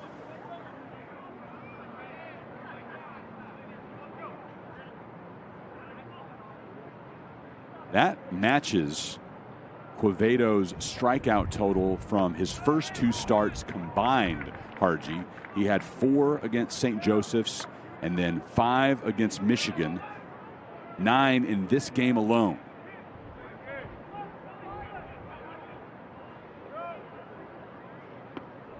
There it is again. He's tough. He's tough when that off-speed is working because it looks so good coming out of his hand.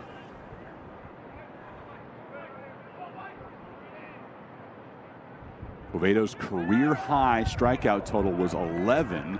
He'll watch Blackman head down to third. Another stolen base for him. That's 2 in this half inning as Blackman reached on a leadoff walk, took second, and now third.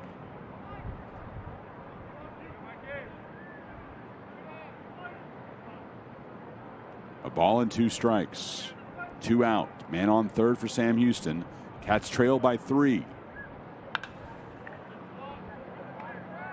Quevedo, 9 Ks. His career high is 11. That came as a member of the Nichols Colonels at rival Southeastern Louisiana last April. Got it done against my undergrad alma mater.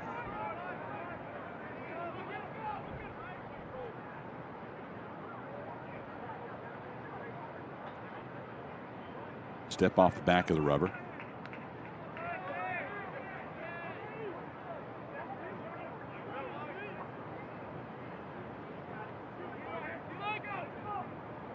Christensen had a 2-run single his last time up. Takes strike 3. 10 Ks for Quevedo. He gets Autry, Martinez, and Christensen in the 5th. Blackman left stranded at third. Breaking ball, breaking ball, breaking ball. Top of the zone, continues to elevate that pitch, and boom, K after K. K-State maintains a 3-run lead over Sam Houston through 5 innings.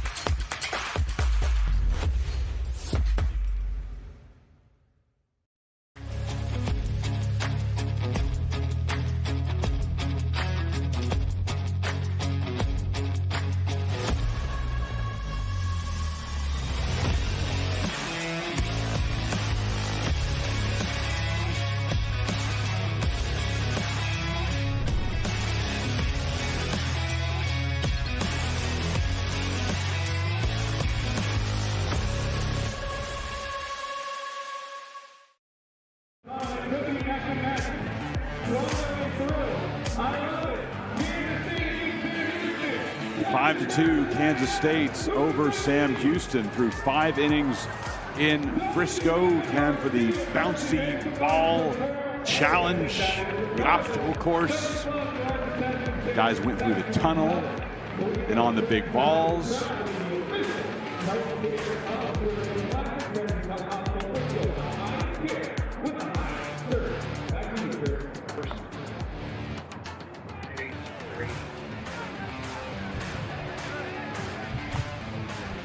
Kansas State will send up A.J. Avasco, Maximus Martin, Keegan O'Connor in the top of the 6th.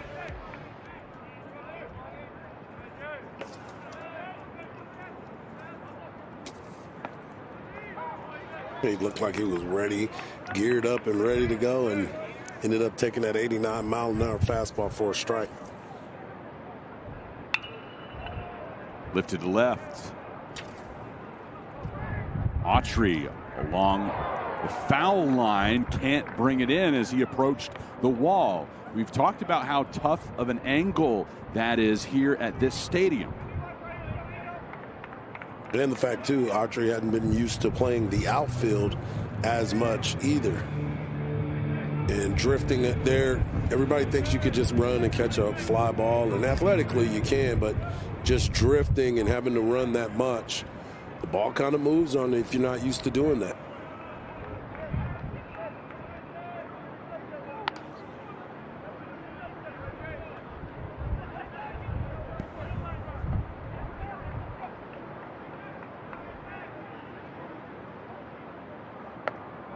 Well, Vasco given new life.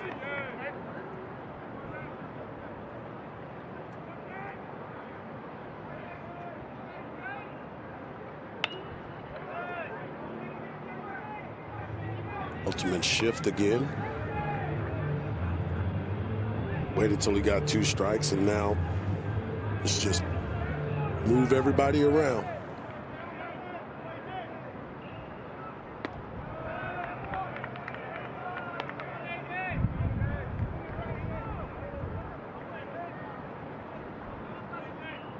The 3-2 pitch coming to Avasco. Into center. Christensen gets there, laying out full extension for the first out of the 6th. Chris, one thing that we have noticed all weekend long is these center fielders and outfielders are able to go and make plays. A lot of them diving in just like that. Great play by Christensen in center field.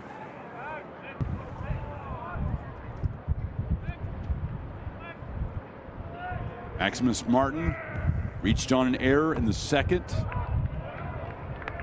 Brought home a run.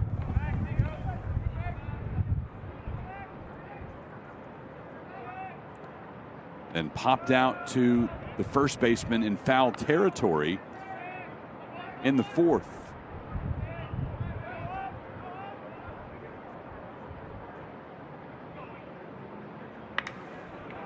Into left. Martin with a 1-out single. Nice swing by Martin. Gave him a fastball on the inside, took it for a strike, came back with the breaking ball, took it for a ball, and then the next pitch fastball inside. Got his barrel to it and slapped it into left field.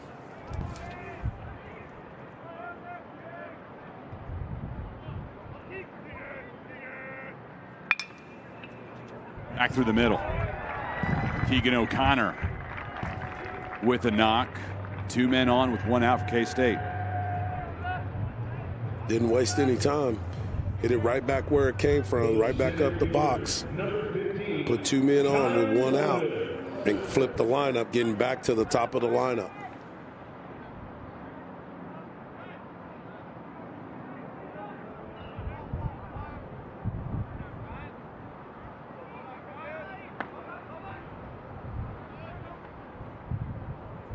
First pitch to Lotus as we're back at the top of the Wildcat batting order.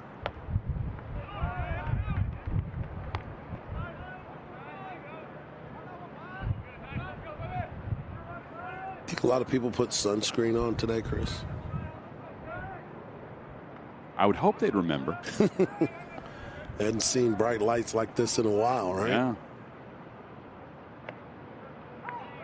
Similar to yesterday, but our crowd's going to be significantly bigger by the time the day is done. See people sitting on the grass in the outfield on the berm. Yeah, that is going to be wild when home runs go on the berm in the late game. Say a mad scramble, but if every blade of grass is already taken by somebody sitting, you see some folks eager to get the home run ball as a souvenir, other folks diving out of the way. They want no part of that shot coming at them. 1-2. Got him looking. First strikeout of the outing by Tate Hickman. We've seen more called strike threes than we have swinging strike threes. And this pitch right here, it's a good location. Nice off-speed changeup over the top, nice and smooth. Now Shintaro with 2 out and 2 on. To the right side for Smith, and the Wildcats can't move Martin and O'Connor around. 3-run advantage for Kansas State. Middle of the 6th in Frisco. It'll be Martha, Johnny, Brandon, and Brown. Sam Houston.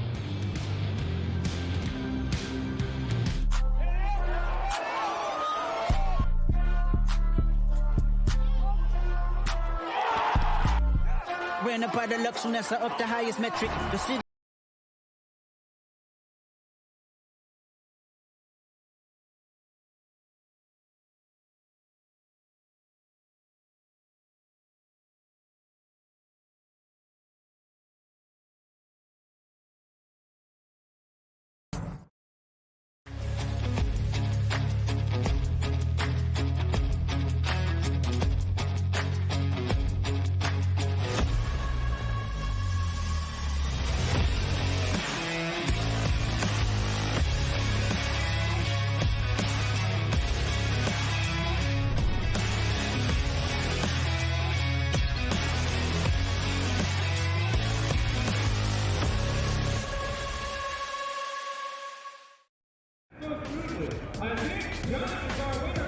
Kansas State 5, Sam Houston 2. Michael Quevedo has his day come to a close, and he went out with a flourish. Harji getting the top of the Sam Houston State order with K's. First it was Autry, then it was Martinez. Finishes things off with Christensen. And if you're going to go out like that. That was a great performance by that young man. We talked about his fastball, but he was able to pitch off of his fastball and create a lot of swing and misses, but most importantly, a lot of looking strike threes. Dante Lewis, the new pitcher for K-State, relieving Quevedo. Quevedo finishes his day, 5 innings pitched, 10 strikeouts, gave up 2 runs on 4 hits, walked 3 Bearcats, just 1 strikeout shy of matching his career best. And now we get a live arm in this freshman, Harji. Filthy, I think is the best word to use to describe what he brings. Yeah, he is one of those guys that everybody's been talking about, his athleticism. He's a two-way guy that has the possibility of making a lot of money one day off this mound. I'm excited to see what he brings to the table because his arm, to your point, is electric. And now all he has to do is mature on the mound and be able to throw strikes. Last weekend was named player of the game in Kansas State's win over Michigan. Retired 12 consecutive Wolverines in his relief outing and earned the win. The middle part of a 3-game weekend sweep by the Cats over Arkansas, Michigan, and TCU. First batter he sees is Ty Marthel-John. 4 scoreless innings last weekend. Our guy Aaron Fitz here on D1Baseball.com alluded to what you said, Harji, is a two-way guy that has a chance to be a real superstar on a nationwide basis. That way people are going to get a chance to know him quickly because of how electric he can be.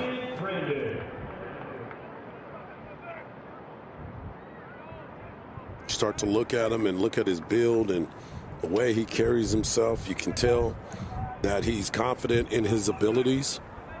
And I got a chance to talk to some scouts last night, and that's what they were saying themselves. Missing away to Frandon. Coach Hughes, after that game against Michigan, said that Lewis was the difference maker. That composure as a freshman, the real story of the game, the way he's able to thrive in big moments. 2-0 the count to Frandon.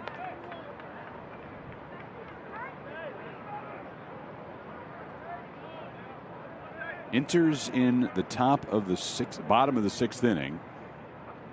His Wildcats leading by 3.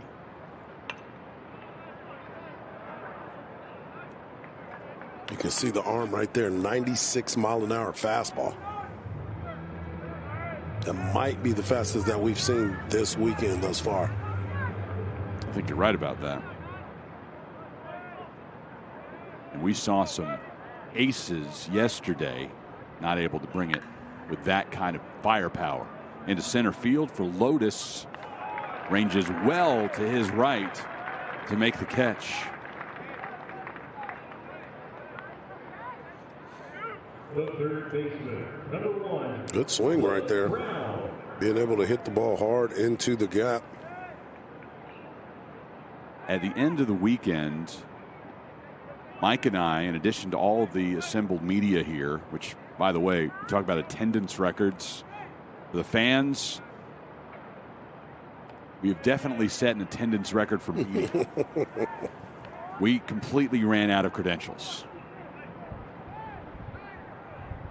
But we fill out an all-tournament team bracket on a ballot at the end of the weekend. And while we look forward to seeing all of Lewis's electric stuff here this afternoon, it's going to be tough to supplant Will Walsh as the all-tournament relief pitcher. He went 4 innings yesterday of hitless baseball for Nebraska, striking out 6. There it is, the 6. Because he truly was effortless on the mound, being able to back up certain pitches, run his fastball, and he didn't look like he was phased at all during that performance. Lewis trying to start his performance with a 1-2-3 inning. 2-1 count. Right back at him. The freshman leans back to glove it and makes the play over to Dardar at first. Sometimes you got to lean back and do the rockaway right there. Was able to make that play, unfazed. 3 up, 3 down inning for the young man. See if you can lay down a couple of bars. Got to do the rockaway. Down. We're through 6 in Frisco. Cats lead by 3.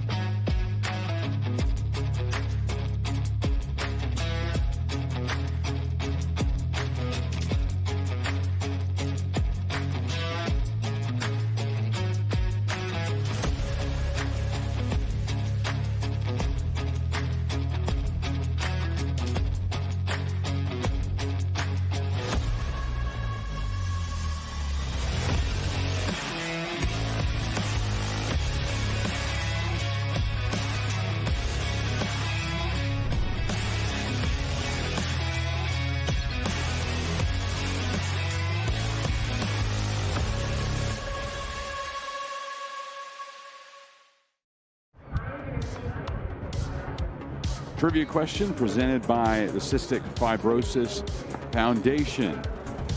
Who is the winningest coach in Kansas State history? The most wins as the Wildcats skipper. You have your 4 options.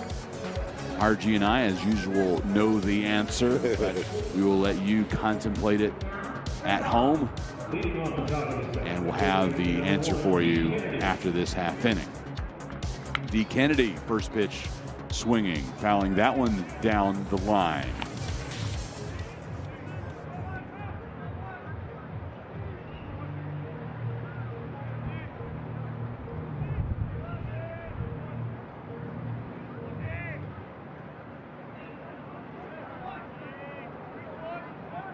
Kennedy 0 for 2. He walked in the second.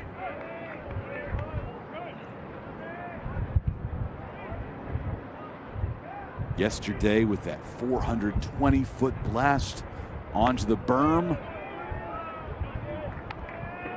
Looking for more fireworks here today with his team leading by 3.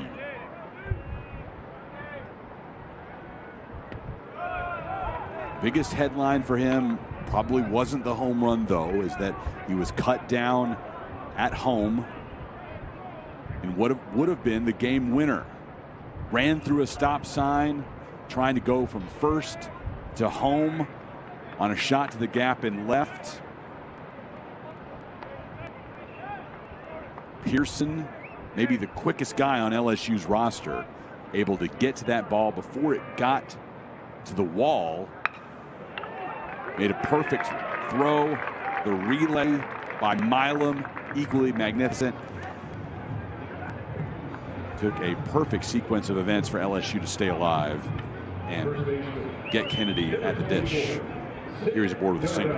Yeah, I got a chance to talk to him before the game. We talked about the home run, and he said, yeah, I think I got every bit of that one. It sounded great off the bat, got the barrel through him. It was 0 for 2 until that last at bat and hit a shot up the middle. I'd say when the length comes in at 420, you got pretty much all of it. Kennedy advances to second on the wild pitch. As Hickman continues his work on the bump for Sam Houston. He's thrown 2 complete innings. Will have 3 hits. Struck out 1 Wildcat. Has yet to issue a walk. It's to Dardar. Hits him. Kennedy was heading to third. Will have to go back to second. K-State with 2 men aboard, nobody out. Trying to break this game wide open. Already leading by 3.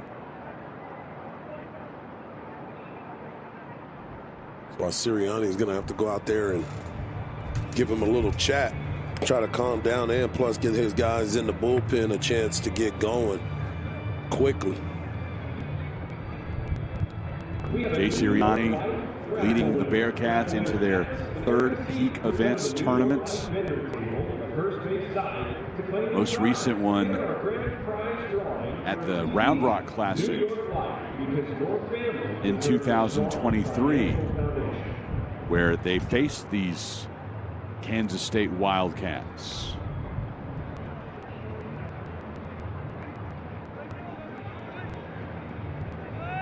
That was a good team, too. Both of those teams. Good battle. You know, I was sitting here thinking about it. We've done some really cool games with a lot of talent on the baseball field, and you always talk about best outside of Omaha, peak events, and what they've been able to create. This is so much fun when you get to see all these quality teams.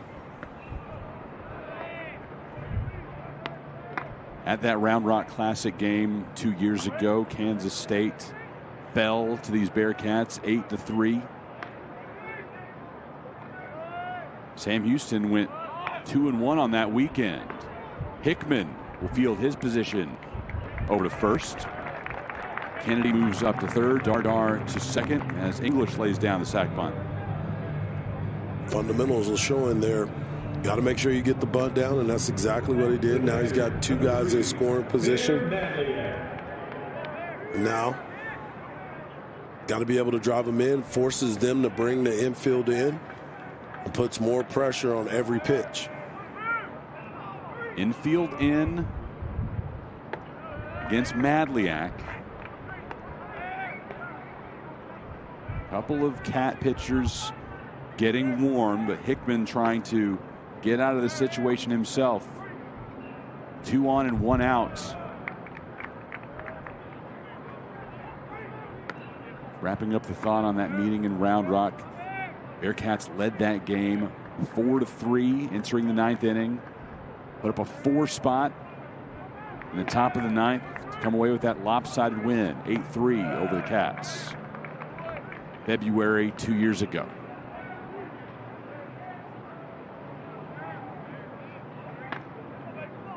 3-0 count to Madliak. First base is open, and that's where Madliak goes now. AJ Vasco, the freshman, with that in his hands with bases full. None of those were even close. Kept missing inside at the same spot, high and near the top. Sam Houston will make a change with the bases full of Wildcats.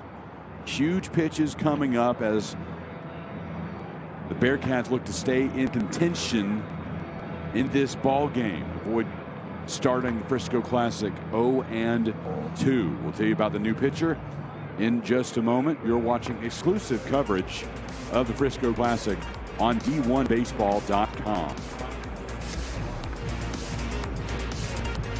We have a beautiful hospital, a hospital that was designed not to look like a healthcare facility. It has a warm and welcoming environment for our guests and our patients that come in, but it's really what's inside that building that makes the biggest difference. We have a dedicated group of professionals here that have been going above and beyond for this community for the past 2 years since we've been open, and really have a passion for providing outstanding care in a warm and welcoming environment.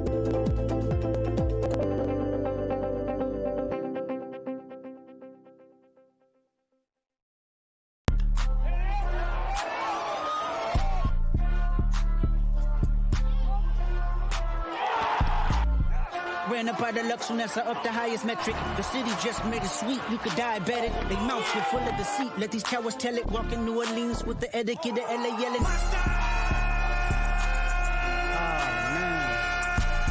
Second bad, but somebody gotta do it. Got my foot on the gas, but somebody gotta do it.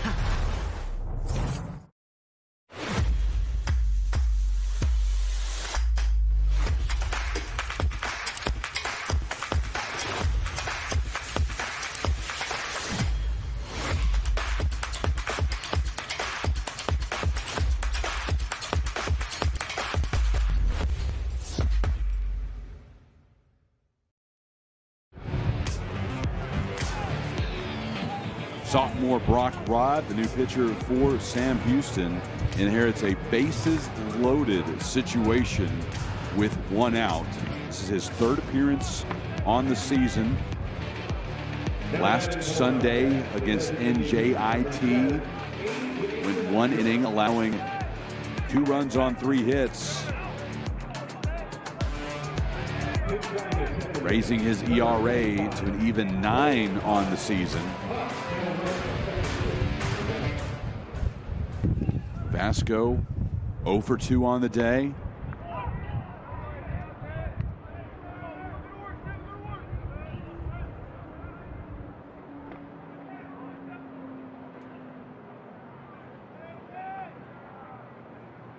A 1 pitch missing inside.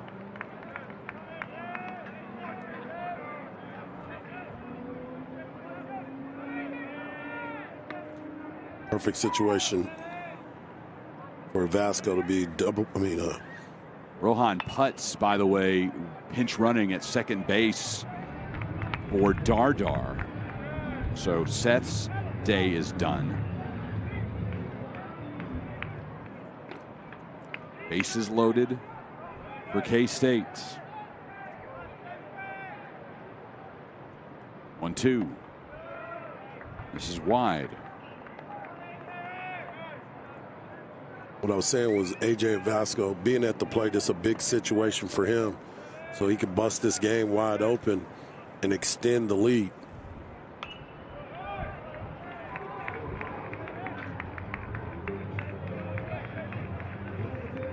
Starting to see some purple and gold coming into the building. They were here when the gates opened. Some of the big fans. 2-2. That's when you can really separate those who love LSU and those who love the game. Yeah. They don't want to miss a single pitch of the entire tournament. 2-2 to the second baseman. Smith tries to scoop it. Little toss there, got the runner at first, but K-State still plates the run. Good job by Addy to stay with that ball. Yeah, to come in and field it on the side. Addison Smith being able to flip it to get the out, but now it looks like they're going to review to see if he beat the play at first base. That little bobble might be enough, because it was a slow roller, might be enough to see if he was safe. Our umpires going down the tunnel before the first base dugout, going out of sight to see same pictures that we're going to show you, reviewing this play as Smith back it up and watch the full sequence here. Oh, he's out. Yeah, beat it by about a half a step.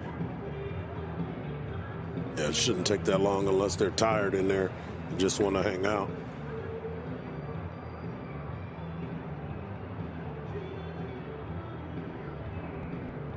Coming back.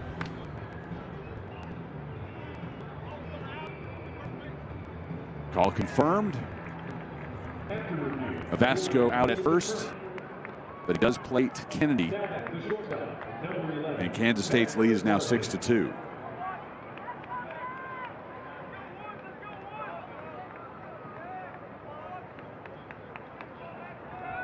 Putz moves up to third. Madliak at second. Maximus Martin.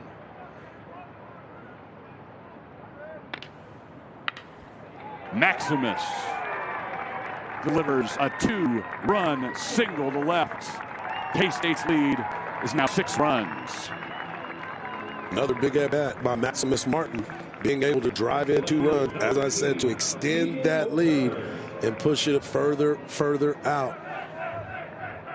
Jumped on the first pitch he was able to see and got a base knock to left field. No throw towards home plate. 2 runs in.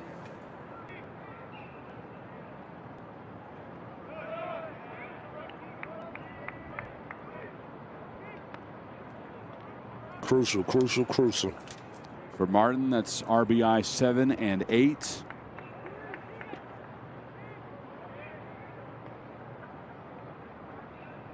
Wildcats up 8-2.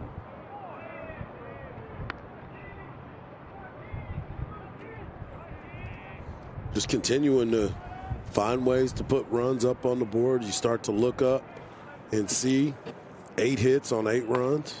I mean, you just being effective, being efficient. This is a team that battled yesterday against the number 2 team in the country, and they'll be the first to tell you they felt like that one got away from them.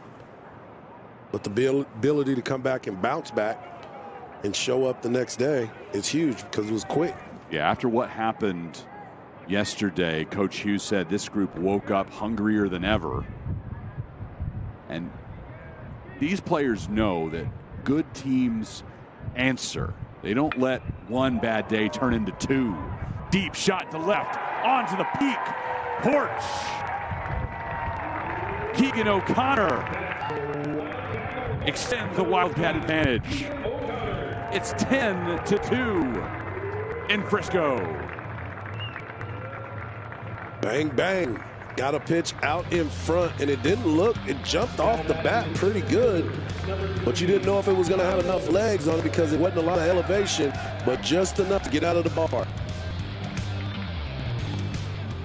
Big knock by the 9-hole hitter.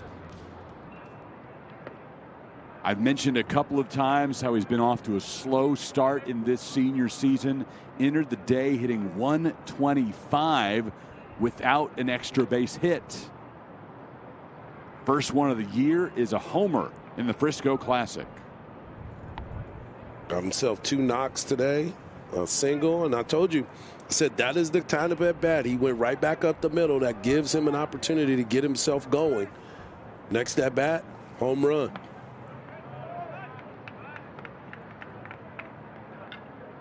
Big swing. Loved it. Top of the K-State order, Kyan Lotus singled in the second, walked in the fourth, scored both times.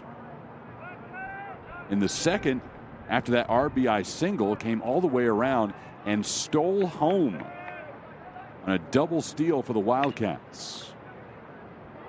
Tries to send that one back through the middle, but Addie Smith able to track it down. Can't get it to Frandon cleanly. An error on Smith.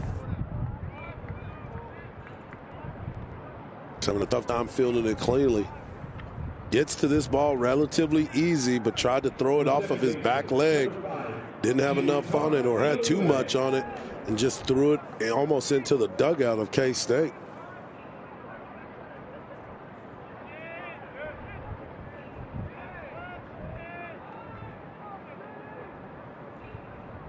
Another inning, another chance to bat around for the Wildcats.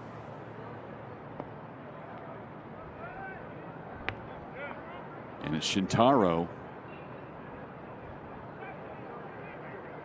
Second time today they've sent 9 hitters to the plate. Shintaro with a couple of singles. 2 for 4 on the afternoon.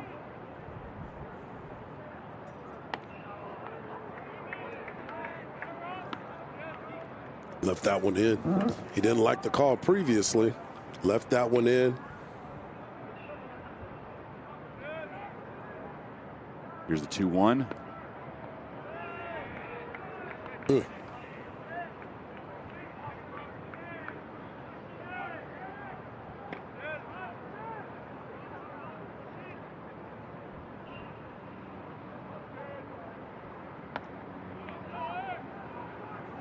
Good life on that fastball right there. And this is all learning moments, right, for the Bearcats. These are those types of moments where you try to figure out what's going to play when we get to Conference USA. Shintaro will head down to first. Kennedy will come to the dish after a mound meeting. Jay Sirianni coming out to get Rod as Sam Houston will make another change on the bump. We'll step aside. Kansas State looking to put this one completely out of play. The run rule is in effect in this game, by the way. So if the Cats can plate 2 more and then hold Sam Houston in the bottom of the frame, this one will end prematurely.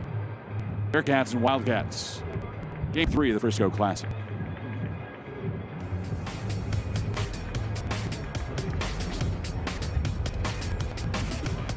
We have a beautiful hospital, a hospital that was designed not to look like a healthcare facility. It has a warm and welcoming environment for our guests and our patients that come in, but it's really what's inside that building that makes the biggest difference. We have a dedicated group of professionals here that have been going above and beyond for this community for the past 2 years since we've been open, and really have a passion for providing outstanding care in a warm and welcoming environment.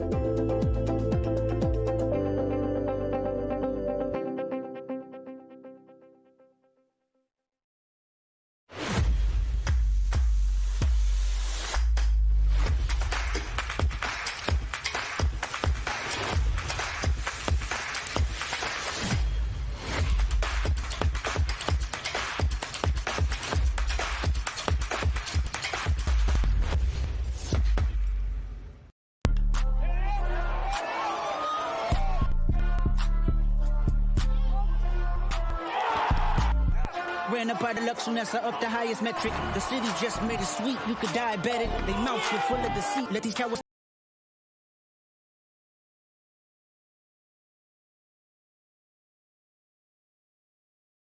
They gotta do it, got my foot up on the deck, but somebody gotta do it.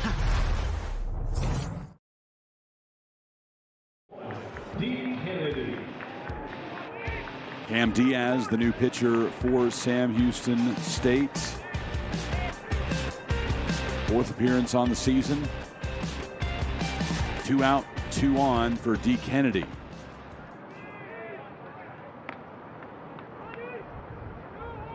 Diaz has had a rough go of it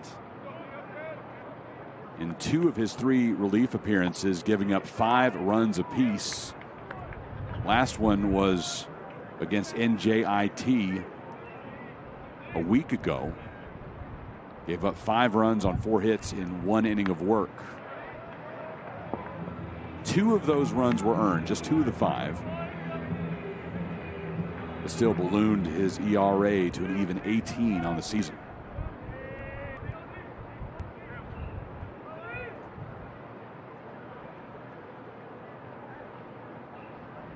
One-two, out back.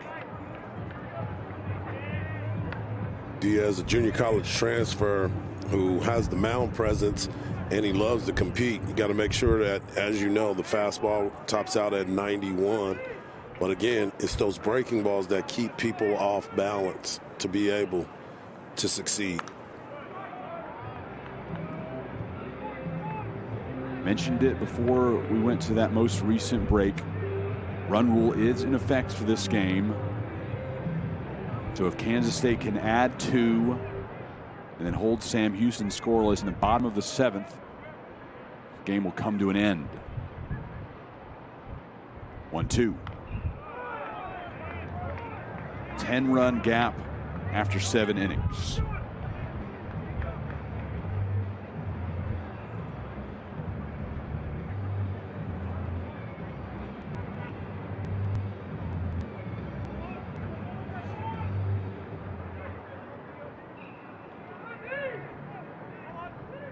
Ball and 2 strikes.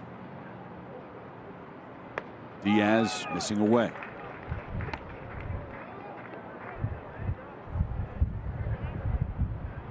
Got good movement on the mound. Looks like he's no nonsense, just gets up there and ready to go. 2-2 with 2 out and 2 on. That gets back 10 rows.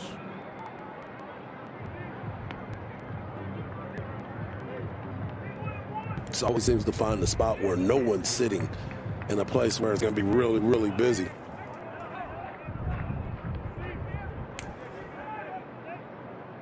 Two again coming to Kennedy.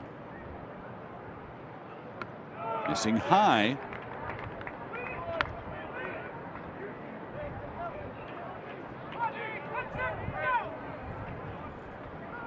.47 pitches thrown in the half inning by the Cats. 48 retires Kennedy on the strikeout. Diaz leaves a pair stranded. Junior able to rear back and bring it to end the frame. Ball just kept running in on his hands. Elevated, always at the eyes that gets you. His 4th strikeout of the year. Kansas State able to add 5 in the 7th. They lead 10-2. Stretch time in Frisco.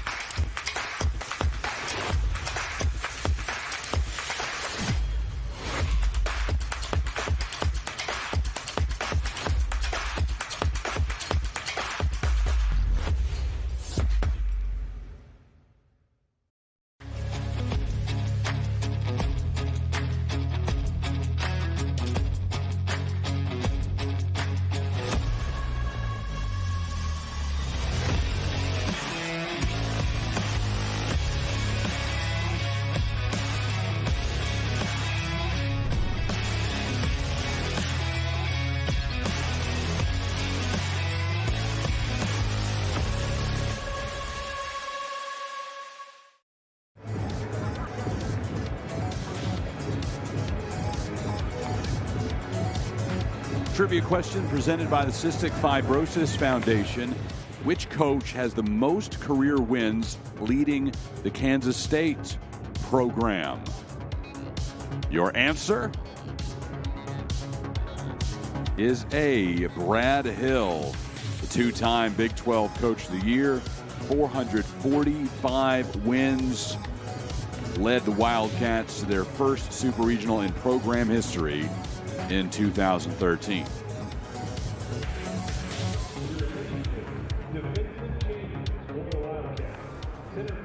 LSU fans starting to populate Riders Field. Big Ben McDonald now in the broadcast booth and ready to saddle up for Tigers and Huskers.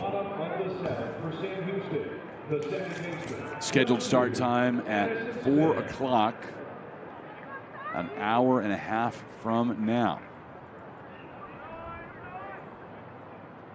Cats able to stave off run rule elimination. The Bearcats, that is. Wildcats looking to send Sam Houston home early, but couldn't plate the two runners they left on base. And now Sam Houston still has life. Addie Smith with his second single of the day. Addie Smith trying to avenge a couple of those errors and trying to make sure that he can get through. A pinch hitter for Sam Houston's day. Pinch hitting for Chris Benavidez. The designated hitter, number 13, Grant Nottleman. Nottleman pinch hitting for Benavidez. Benavidez is done for the day. It'll be Nottleman.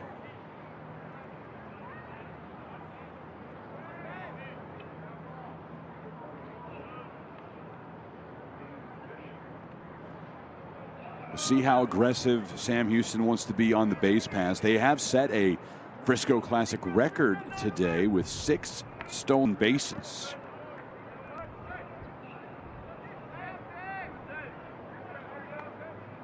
That aggressiveness has not led to a ton of offense, just 2 runs.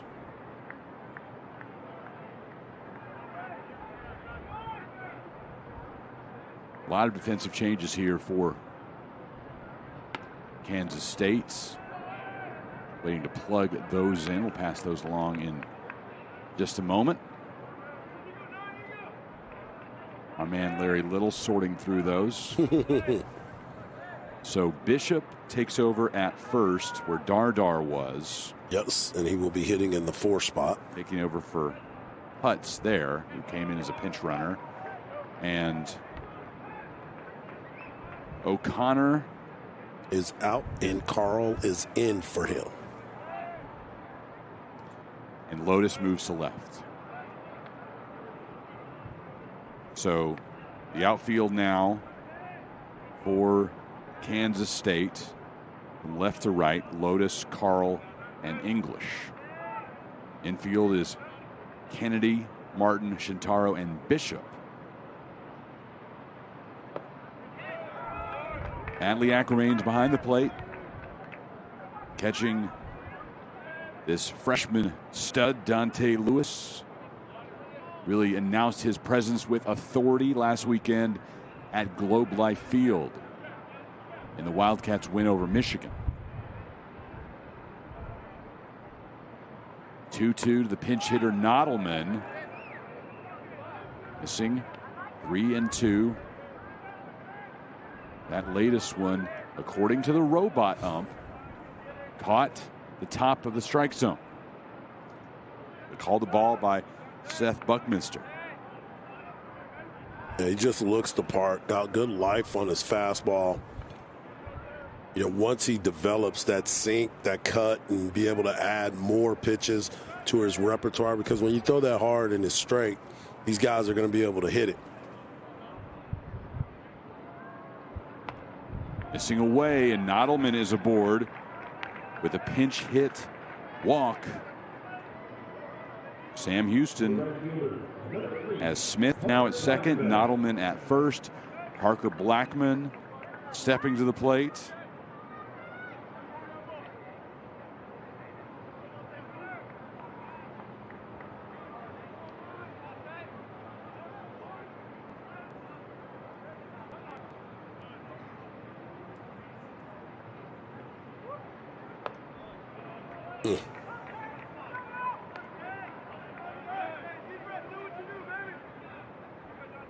It's the one thing right there.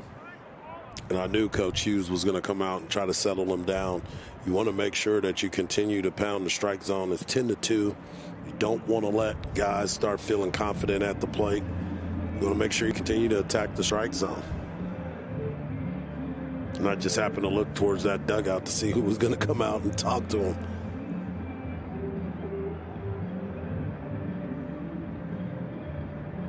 Thought I would see more people on their balconies on the apartments. We've seen that before multiple times on both sides, but it's a beautiful day. They're probably like, nah, man, I'm going to the pool. Pool a little chilly. I don't know if it's quite pool weather yet. Lazy River is not open for business at the ballpark. My HOA pool isn't open yet. Really? I don't think ours is either. I'm not the one going out there, though. So I wouldn't be the one to ask if it's open. Parker Blackman hitting in the 9 spot. Bunted for a single back in the 3rd, walked in the 5th. He has 3 stolen bases today. I said that Sam Houston set a new team record for stolen bases with 6. Blackman has tied the individual record with 3. 3-0 pitch. He's aboard. Bases loaded for Sam Houston with nobody out. And Hunter Autry will step in.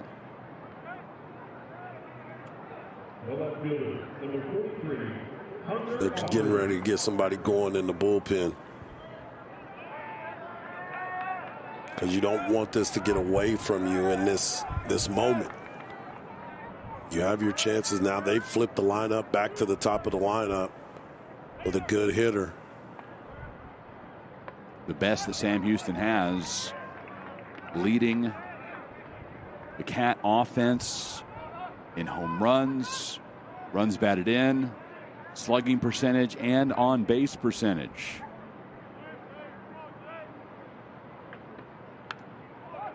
Oh, 1 foul back. Tried to catch him out front with that one. That was a big swing.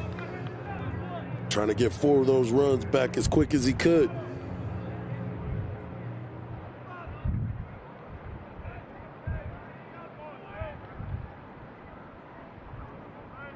The 0-2 to Autry. Lifted high to English in right. Smith tagging up from 3rd. Here comes the throw. Arrives a little too late. Smith scores. Sam Houston within 7. You talked about being the most experienced hitter and being the best hitter on the squad, coming up in a situation where you don't want to ground out. Get himself a sacrifice fly and pick up an RBI.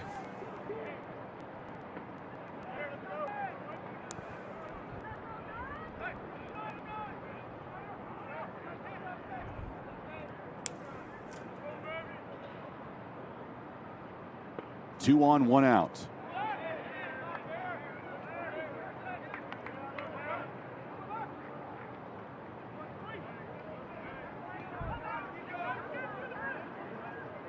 It's the type of breaking ball you want to see. You could tell he's looking fastball and then drop that in there.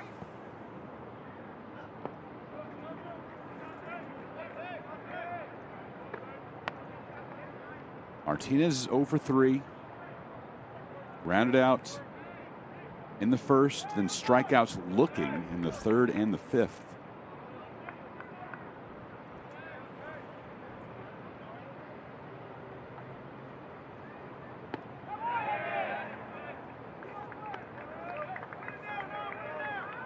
Slider.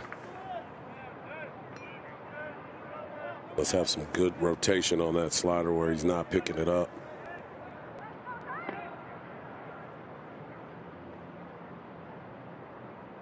One-two offering coming from Lewis. Down and in. Count even.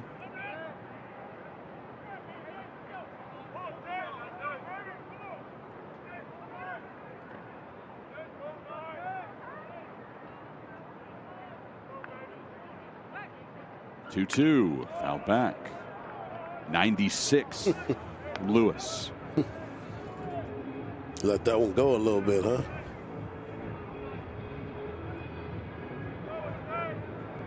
Bringing the Flames right down the middle. Martinez stays alive, fouling it into the screen. Shaking it off 3 times before he even steps on the mound.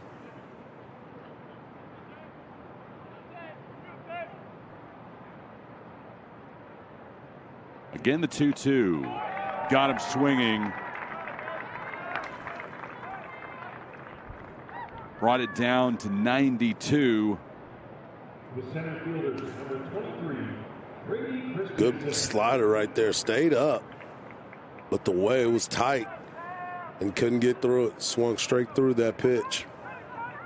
And that is something that they want to see from Lewis. 92 miles an hour.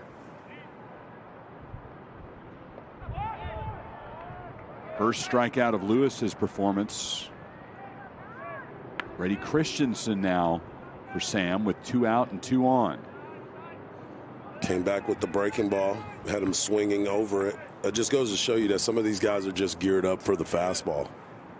It happens a lot.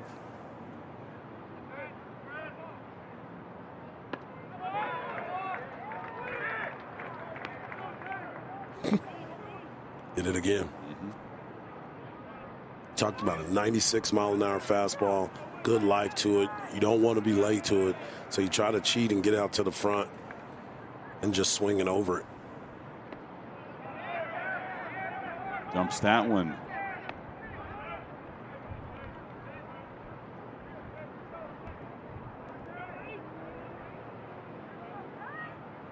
Ball and 2 strikes to Christensen.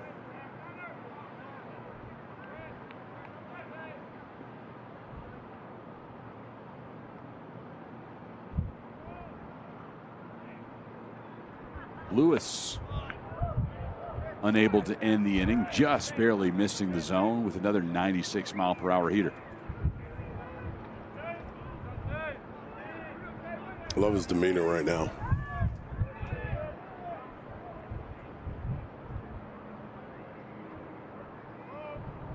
The 2-2 with 2 outs.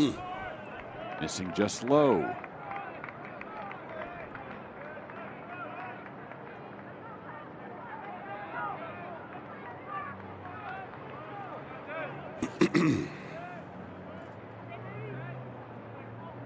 Christensen has worked back from an 0-2 count. 3-2. And he walked him. Or pinged him on the foot. I think that's what it is, because they're not letting anybody else advance. So Christensen either way was going to get first base. Hit by a pitch. Bases loaded. And Ty Marthel-Johnny with a big opportunity with 2 out.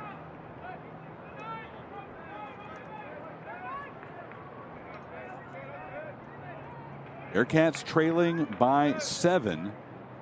Take another look at how this one got in and hit the back foot of Christensen. First pitch to Marthel-Johnny, who is 0 for 3.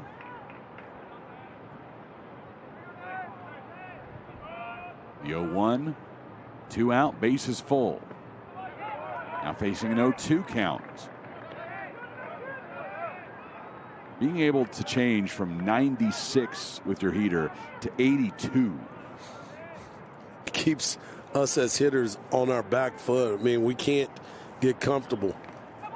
Got him on 3 pitches with another 83 mile per hour offering, as Lewis shows he is not just a flamethrower.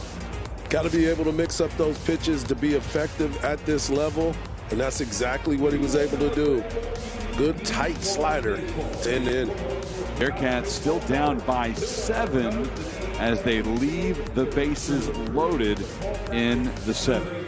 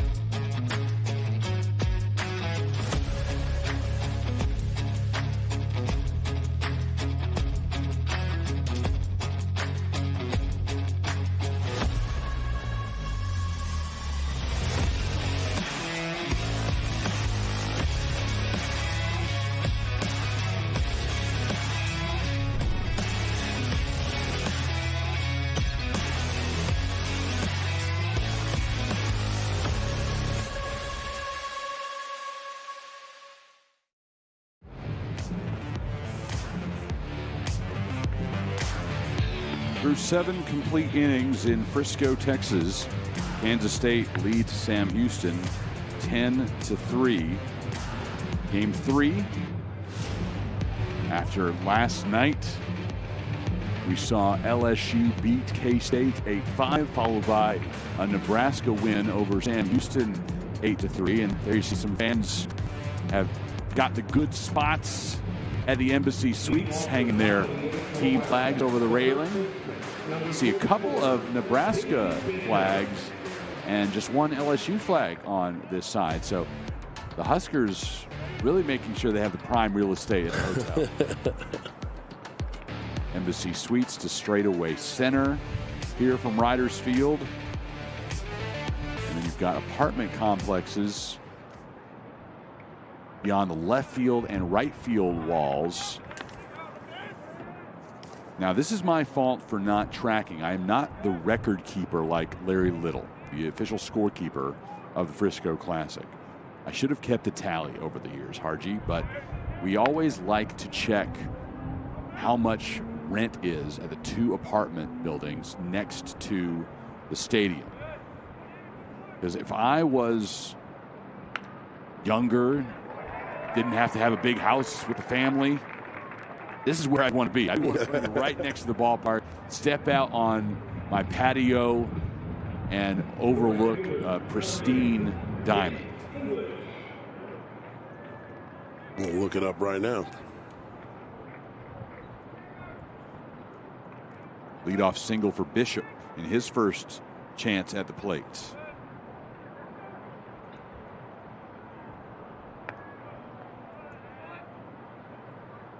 Here's English. 0 for 2. Also has a walk and a sacrifice bunt today.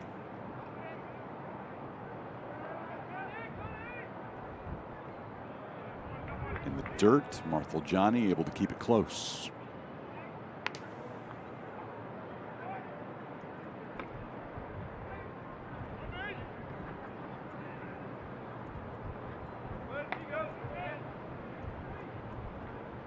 Rio.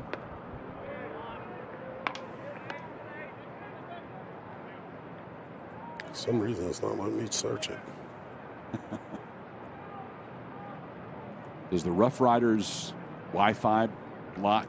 Something. It's saying privacy. Okay. So. Well, we'll get on the cellular network. That's what I'm doing. More pitch walk issued to English by Cam Diaz, and Jay Sirianni, as soon as that ball reached Marthel-Johnny, hopped off that top step to come have a conversation.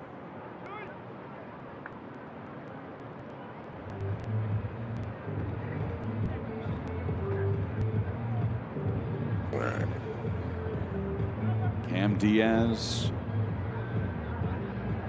transfer from Howard College, and you see the Amley Crossing Hotel that's beyond the left field wall at Riders Field. Harji's trying to find how much monthly rent is these days. Depends on what you're looking for. If you're looking for the basic, I want the view of the ballpark. It's the most important thing. All right. Does it have that? I can't remember if you can get the ballpark view as part of the equation. It's just giving me all the amenities and everything about it, but I'm trying to see where it says I want the one by the window for the game. Let's see. Because on the other side, you have, if you have a patio, you've got a view of the Comerica Center, which is the G League building. Number 14, Micah Dean. Dean replaces Nick English. 5-4. Micah Dean running at first base. Micah Dean will pinch run at first for English. Number 12, Katie Phillips. Phillips pinch hitting for Madley. All that to say, a couple of minor league facilities right here next to each other, Riders Field and the Comerica Center, but looking at a basketball arena from your patio doesn't do much. Doesn't do much for you at all. Can't see the court, can't see inside, just see the side of a building. And look in that direction, you're seeing a loading dock. from that apartment complex. Yeah, it's not giving me the views. So. All right, well, still, give me a monthly rent though. By bedrooms, how many beds? Two bedrooms. It was 2,000. Yikes. Yeah.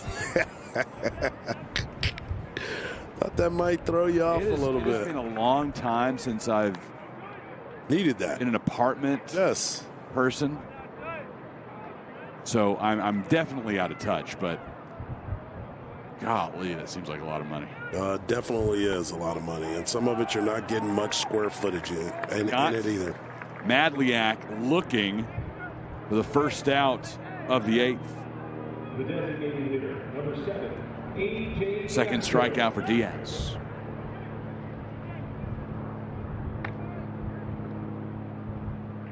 Here's A.J. Vasco.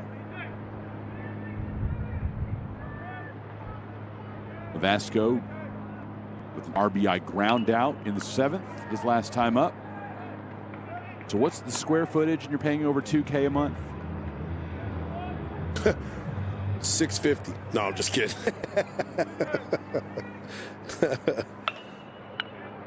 Into right field, that'll bounce in front of Blackman. No sign coming home. Vasco advances as Blackman had a hard time bringing that one in. So runners on second and third now. And after Bishop touches home plate, it's an 11-3 Wildcat lead. Your attention, please. Pitch information number 34. Blackman has that come off the front of his glove there as he quickly tried to grab it and bring it in. Got ourselves a pinch hitter. Maximus Martin is done for the day. Ty Smolinski takes his spot. Freshman from Gretna, Nebraska.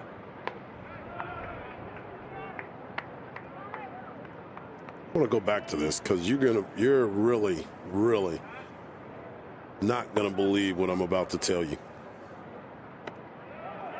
Okay. Especially a young man like yourself, home, I'm not kids, family, got everything going on for yourself, and an 1,100 square foot apartment, 2-bedroom, 2-bath.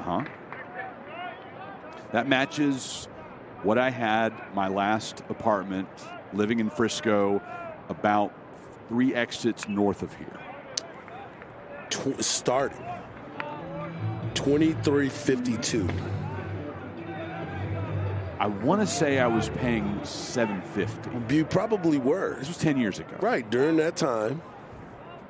Just a few locations up. Yeah.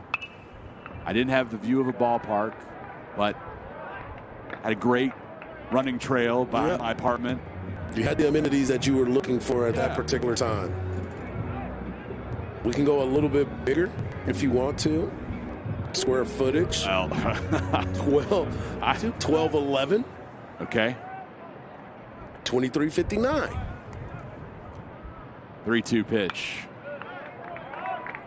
I don't get how people do that, because again, if you're in an apartment, generally it's early in life, it's before families, before kids, and it's also early in your career. Correct. You're not making that much money. Correct. You're paying $2,350 a month.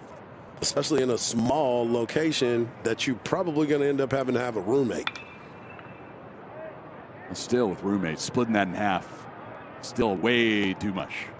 Caught in left, runner tagging. Here comes English. Smolinski able to provide a sacrifice fly RBI. K-State increases the lead to 12-3. 1 run away from that magic number to potentially end this one early. And you can tell with the inexperience in left field. When I say inexperience, not playing it that often, wasn't prepared to make a throw to home plate to try to cut that off.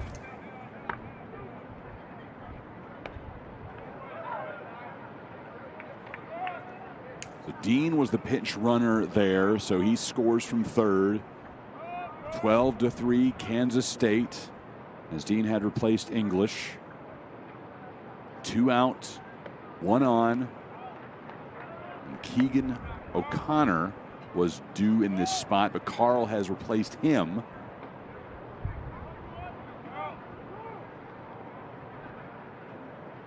Last time up, O'Connor had a 2-run homer.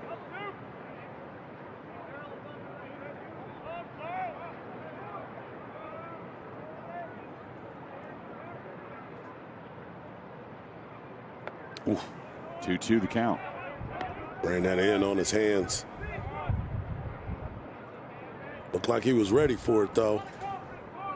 Just didn't get the timing down on that pitch.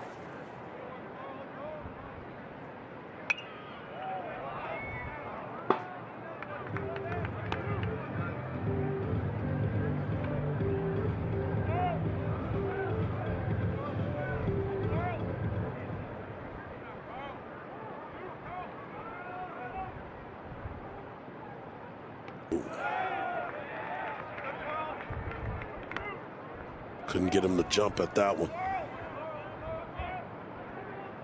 Trying to get this big pitch to extend so they could come in and hit. Full count with 2 out.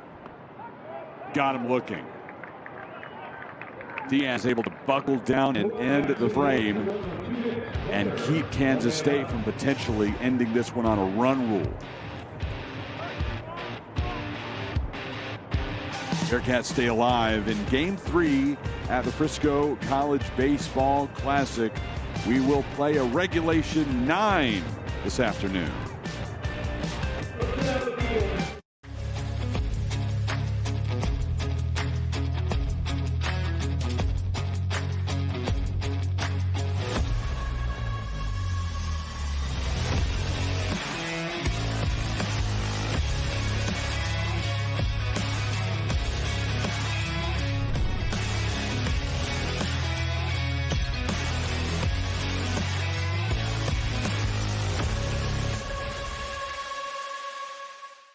We have a beautiful hospital, a hospital that was designed not to look like a healthcare facility. It has a warm and welcoming environment for our guests and our patients that come in, but it's really what's inside that building that makes the biggest difference. We have a dedicated group of professionals here that have been going above and beyond for this community for the past 2 years since we've been open, and really have a passion for providing outstanding care in a warm and welcoming environment.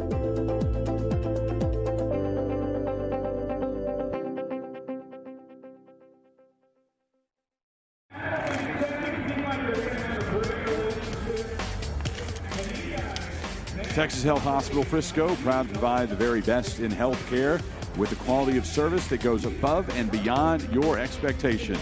We've taken care of this community in its greatest time of need and will continue to do so in the years to come. Ty Rule, the new pitcher for Kansas State, the redshirt senior out of Cairo, Nebraska. 3rd appearance of the season, but hasn't been in a ball game since February 18th at North Carolina, where he lasted 2 2/3, allowing 1 run on 1 hit. He struck out 2 Tar Heels and walked 3. 6.23 ERA on the season for Rule. And now pitching for the Wildcats, number 23, Ty Rule. Rule now pitching. RG, you had your ear trained on what Larry was saying just now. You can break down the defensive changes. He has a lot of them for you, as he always does. Well, K-State making several switches entering this bottom of the 8th inning. They looked like they moved Schilling to second. So Smolinski to second base. All right, we'll run these down here. Smolinski at second. Phillips now catching. Dean is in right.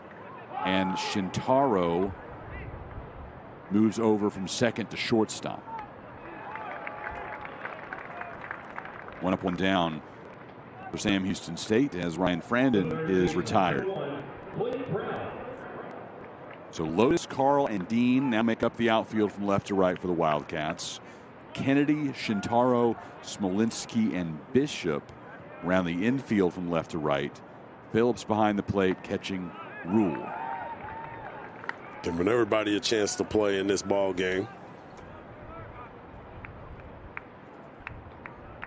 Getting some reps, finding out about some players. Here's Blake Brown for Sam Houston.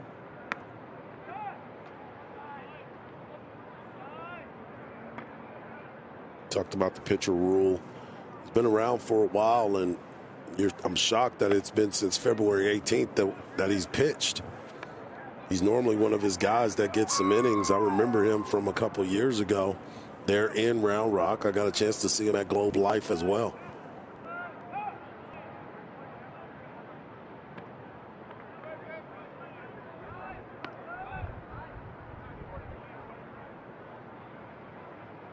We went over the Conference USA scoreboard from D1Baseball.com. I owe you a look around the Big 12. Get the Saturday action around the conference. 8 other games already underway in addition to the one we're playing here in Frisco with Kansas State and Sam Houston. UCF is at South Florida this weekend. Knights up 9-1, top of the 6th. West Virginia is at Queens, 8-6. Mountaineer advantage, bottom of the 4th. Big swing and a miss for Brown. First strikeout for Rule. Not far from where we sit, TCU is at home this weekend against Southern Miss, a couple of ranked teams. Frogs are 25th, Golden Eagles 22nd. Southern Miss up 2-1 in the top of the 7th. Also not far from where we are in Arlington, Texas. Baylor is playing Ohio State right now. Bears and Buckeyes are scoreless, top of the 4th. If you are really ambitious coming to the Frisco Classic, you can catch more than just 2 games a day. Yeah, for sure. Catch parts of 6 or 7. Now, if you can borrow Jerry Jones' helicopter, that's what you need this weekend. Zip from Frisco to Arlington to Fort Worth. Everywhere you want to be. Ground out by Addie Smith, a 1-2-3 inning in the 8th. We are heading to the 9th at the Frisco College Baseball Classic. K-State will send the top of the order up. Lotus, Shintaro, and Kennedy. We have a beautiful hospital, a hospital that was designed not to look like a healthcare facility. It has a warm and welcoming environment for our guests and our patients that come in, but it's really what's inside that building that makes the biggest difference. We have a dedicated group of professionals here that have been going above and beyond for this community for the past 2 years since we've been open, and really have a passion for providing outstanding care in a warm and welcoming environment.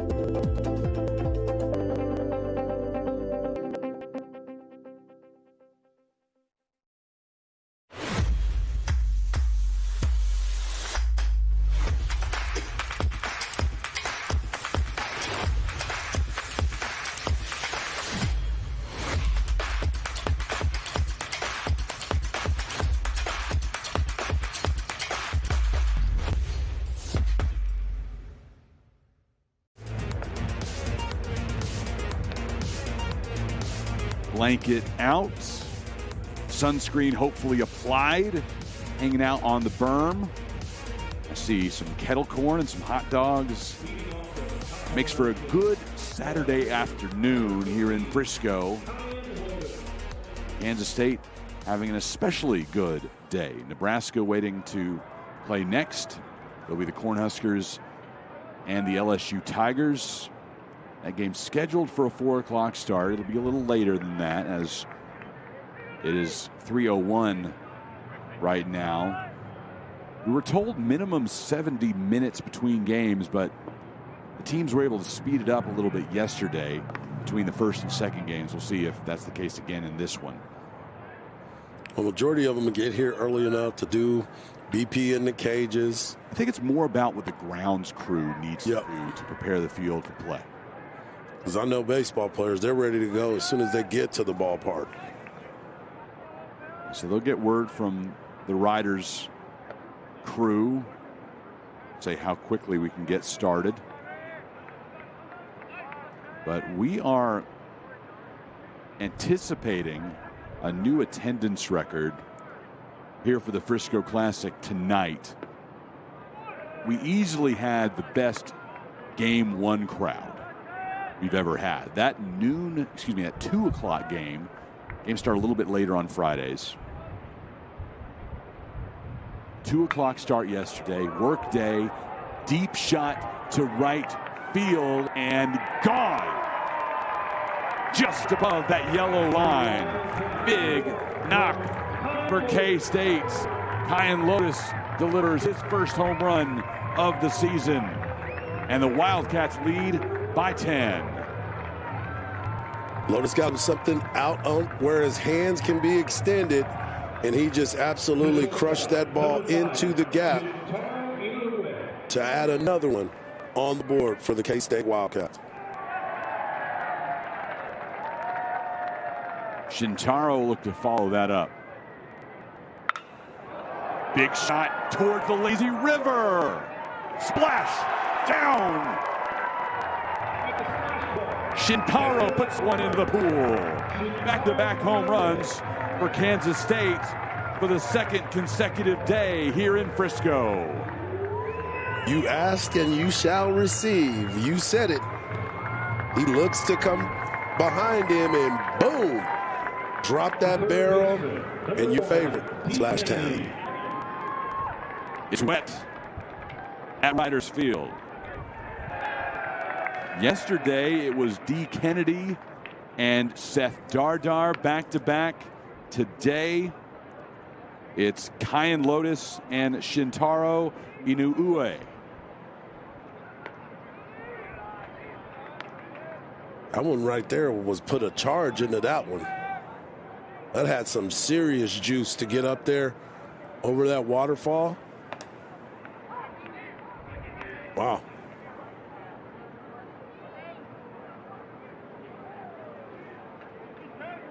Two-one pitch to Kennedy. Grounded foul, the third base side. As I was saying before, those two back-to-back jacks, anticipating a record crowd here tonight.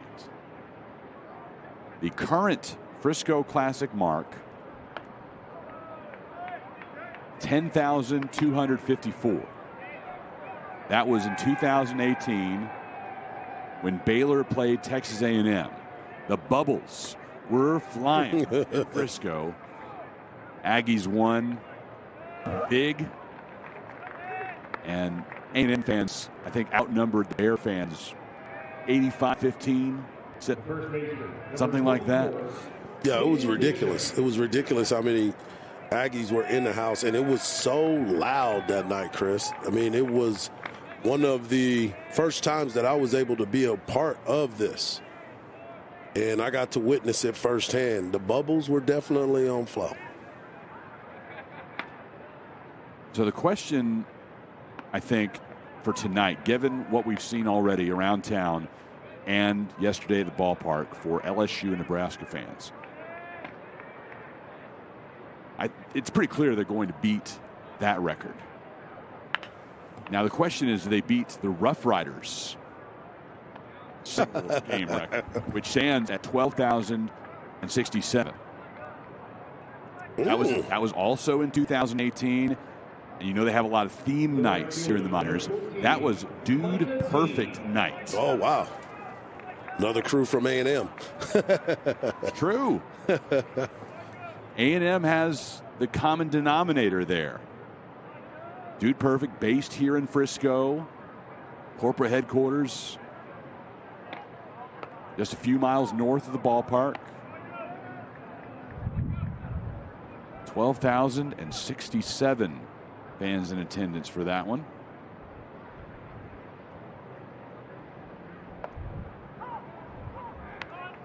So my guess would be that doesn't quite get to the Rough Riders mark.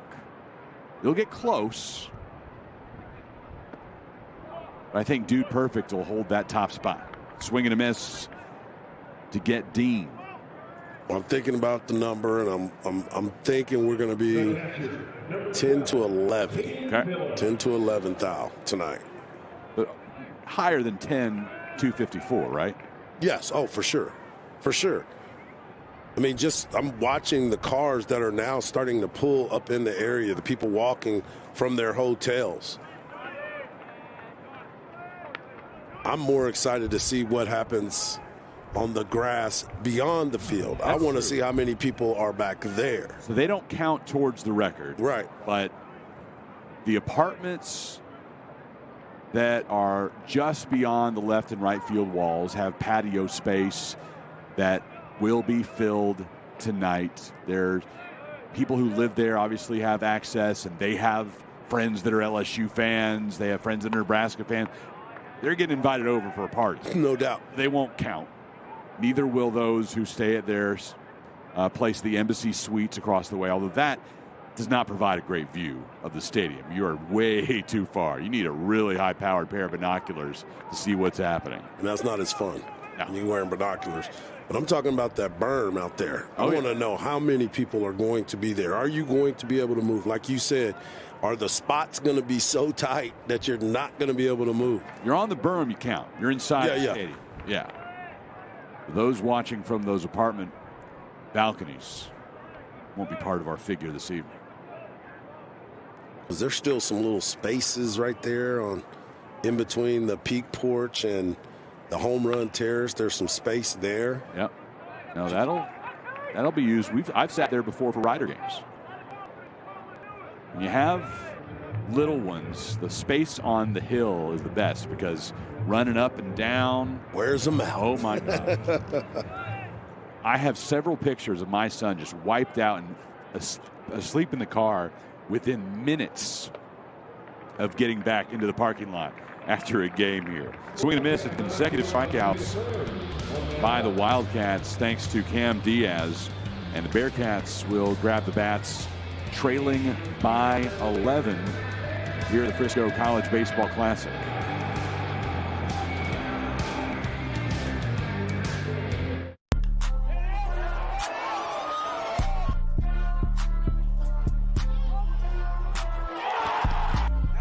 Ran up by the Lux when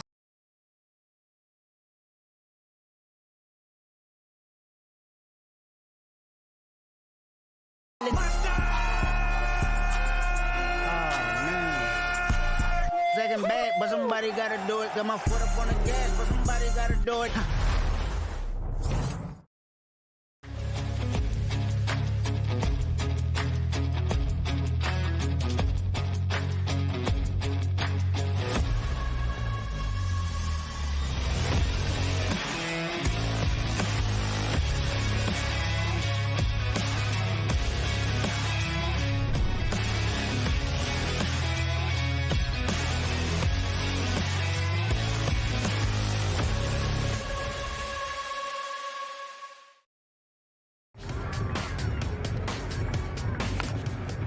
Kansas State and Sam Houston in the first of two today at Riders Field. I'm Chris Mikoski. Mike Harge is alongside for exclusive coverage of the Frisco Classic on D1Baseball.com. In the top of the ninth inning, Kansas State providing back-to-back home runs. First one from Kyan Lotus, as it just barely clears that yellow line for a homer. And then Shintaro puts it into the lazy river. Splash down. Back-to-back jacks on consecutive days for K-State. Grant Nodelman leads things off for Sam Houston. Bearcats trail by 11. And it doesn't get much easier for Sam Houston tomorrow. They'll face the second-ranked team in the nation, the LSU Tigers, in the Frisco Classic finale. K-State will face Nebraska tomorrow at noon. Long-time rivalry renewed. Around the rest of the Big 12, Utah is at UC Riverside. That is scoreless, bottom of the fourth. We keep talking about games happening right here in DFW, Harji. Houston is at UT Arlington. 6-2 Cougars, bottom of the third inning. Get that chopper working. You can make it. You can make it. Lifted to Brown at third. Quick 2 outs. 2 other games underway in the Big 12. Kansas is up 5-0 on Omaha. That series happening this weekend at Riverfront Stadium in Wichita. Jayhawks 5, Mavericks 0, top of the fourth. And Cincinnati just underway at UC San Diego.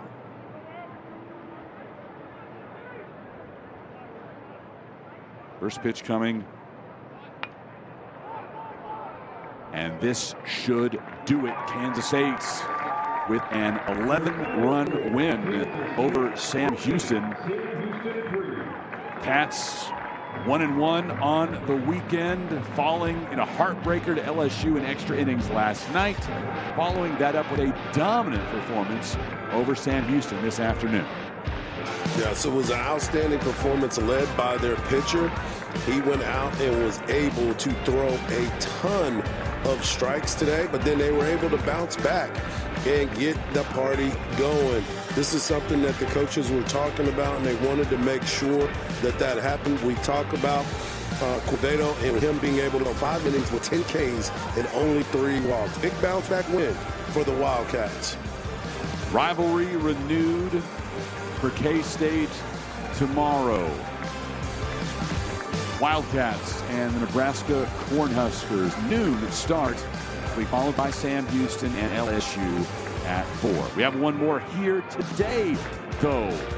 The marquee showdown on a Saturday afternoon at Riders Field. Number 2 LSU against Nebraska, a pair of teams that won yesterday. The winner in the driver's seat for the championship belt. We'll see you in about an hour here in Frisco.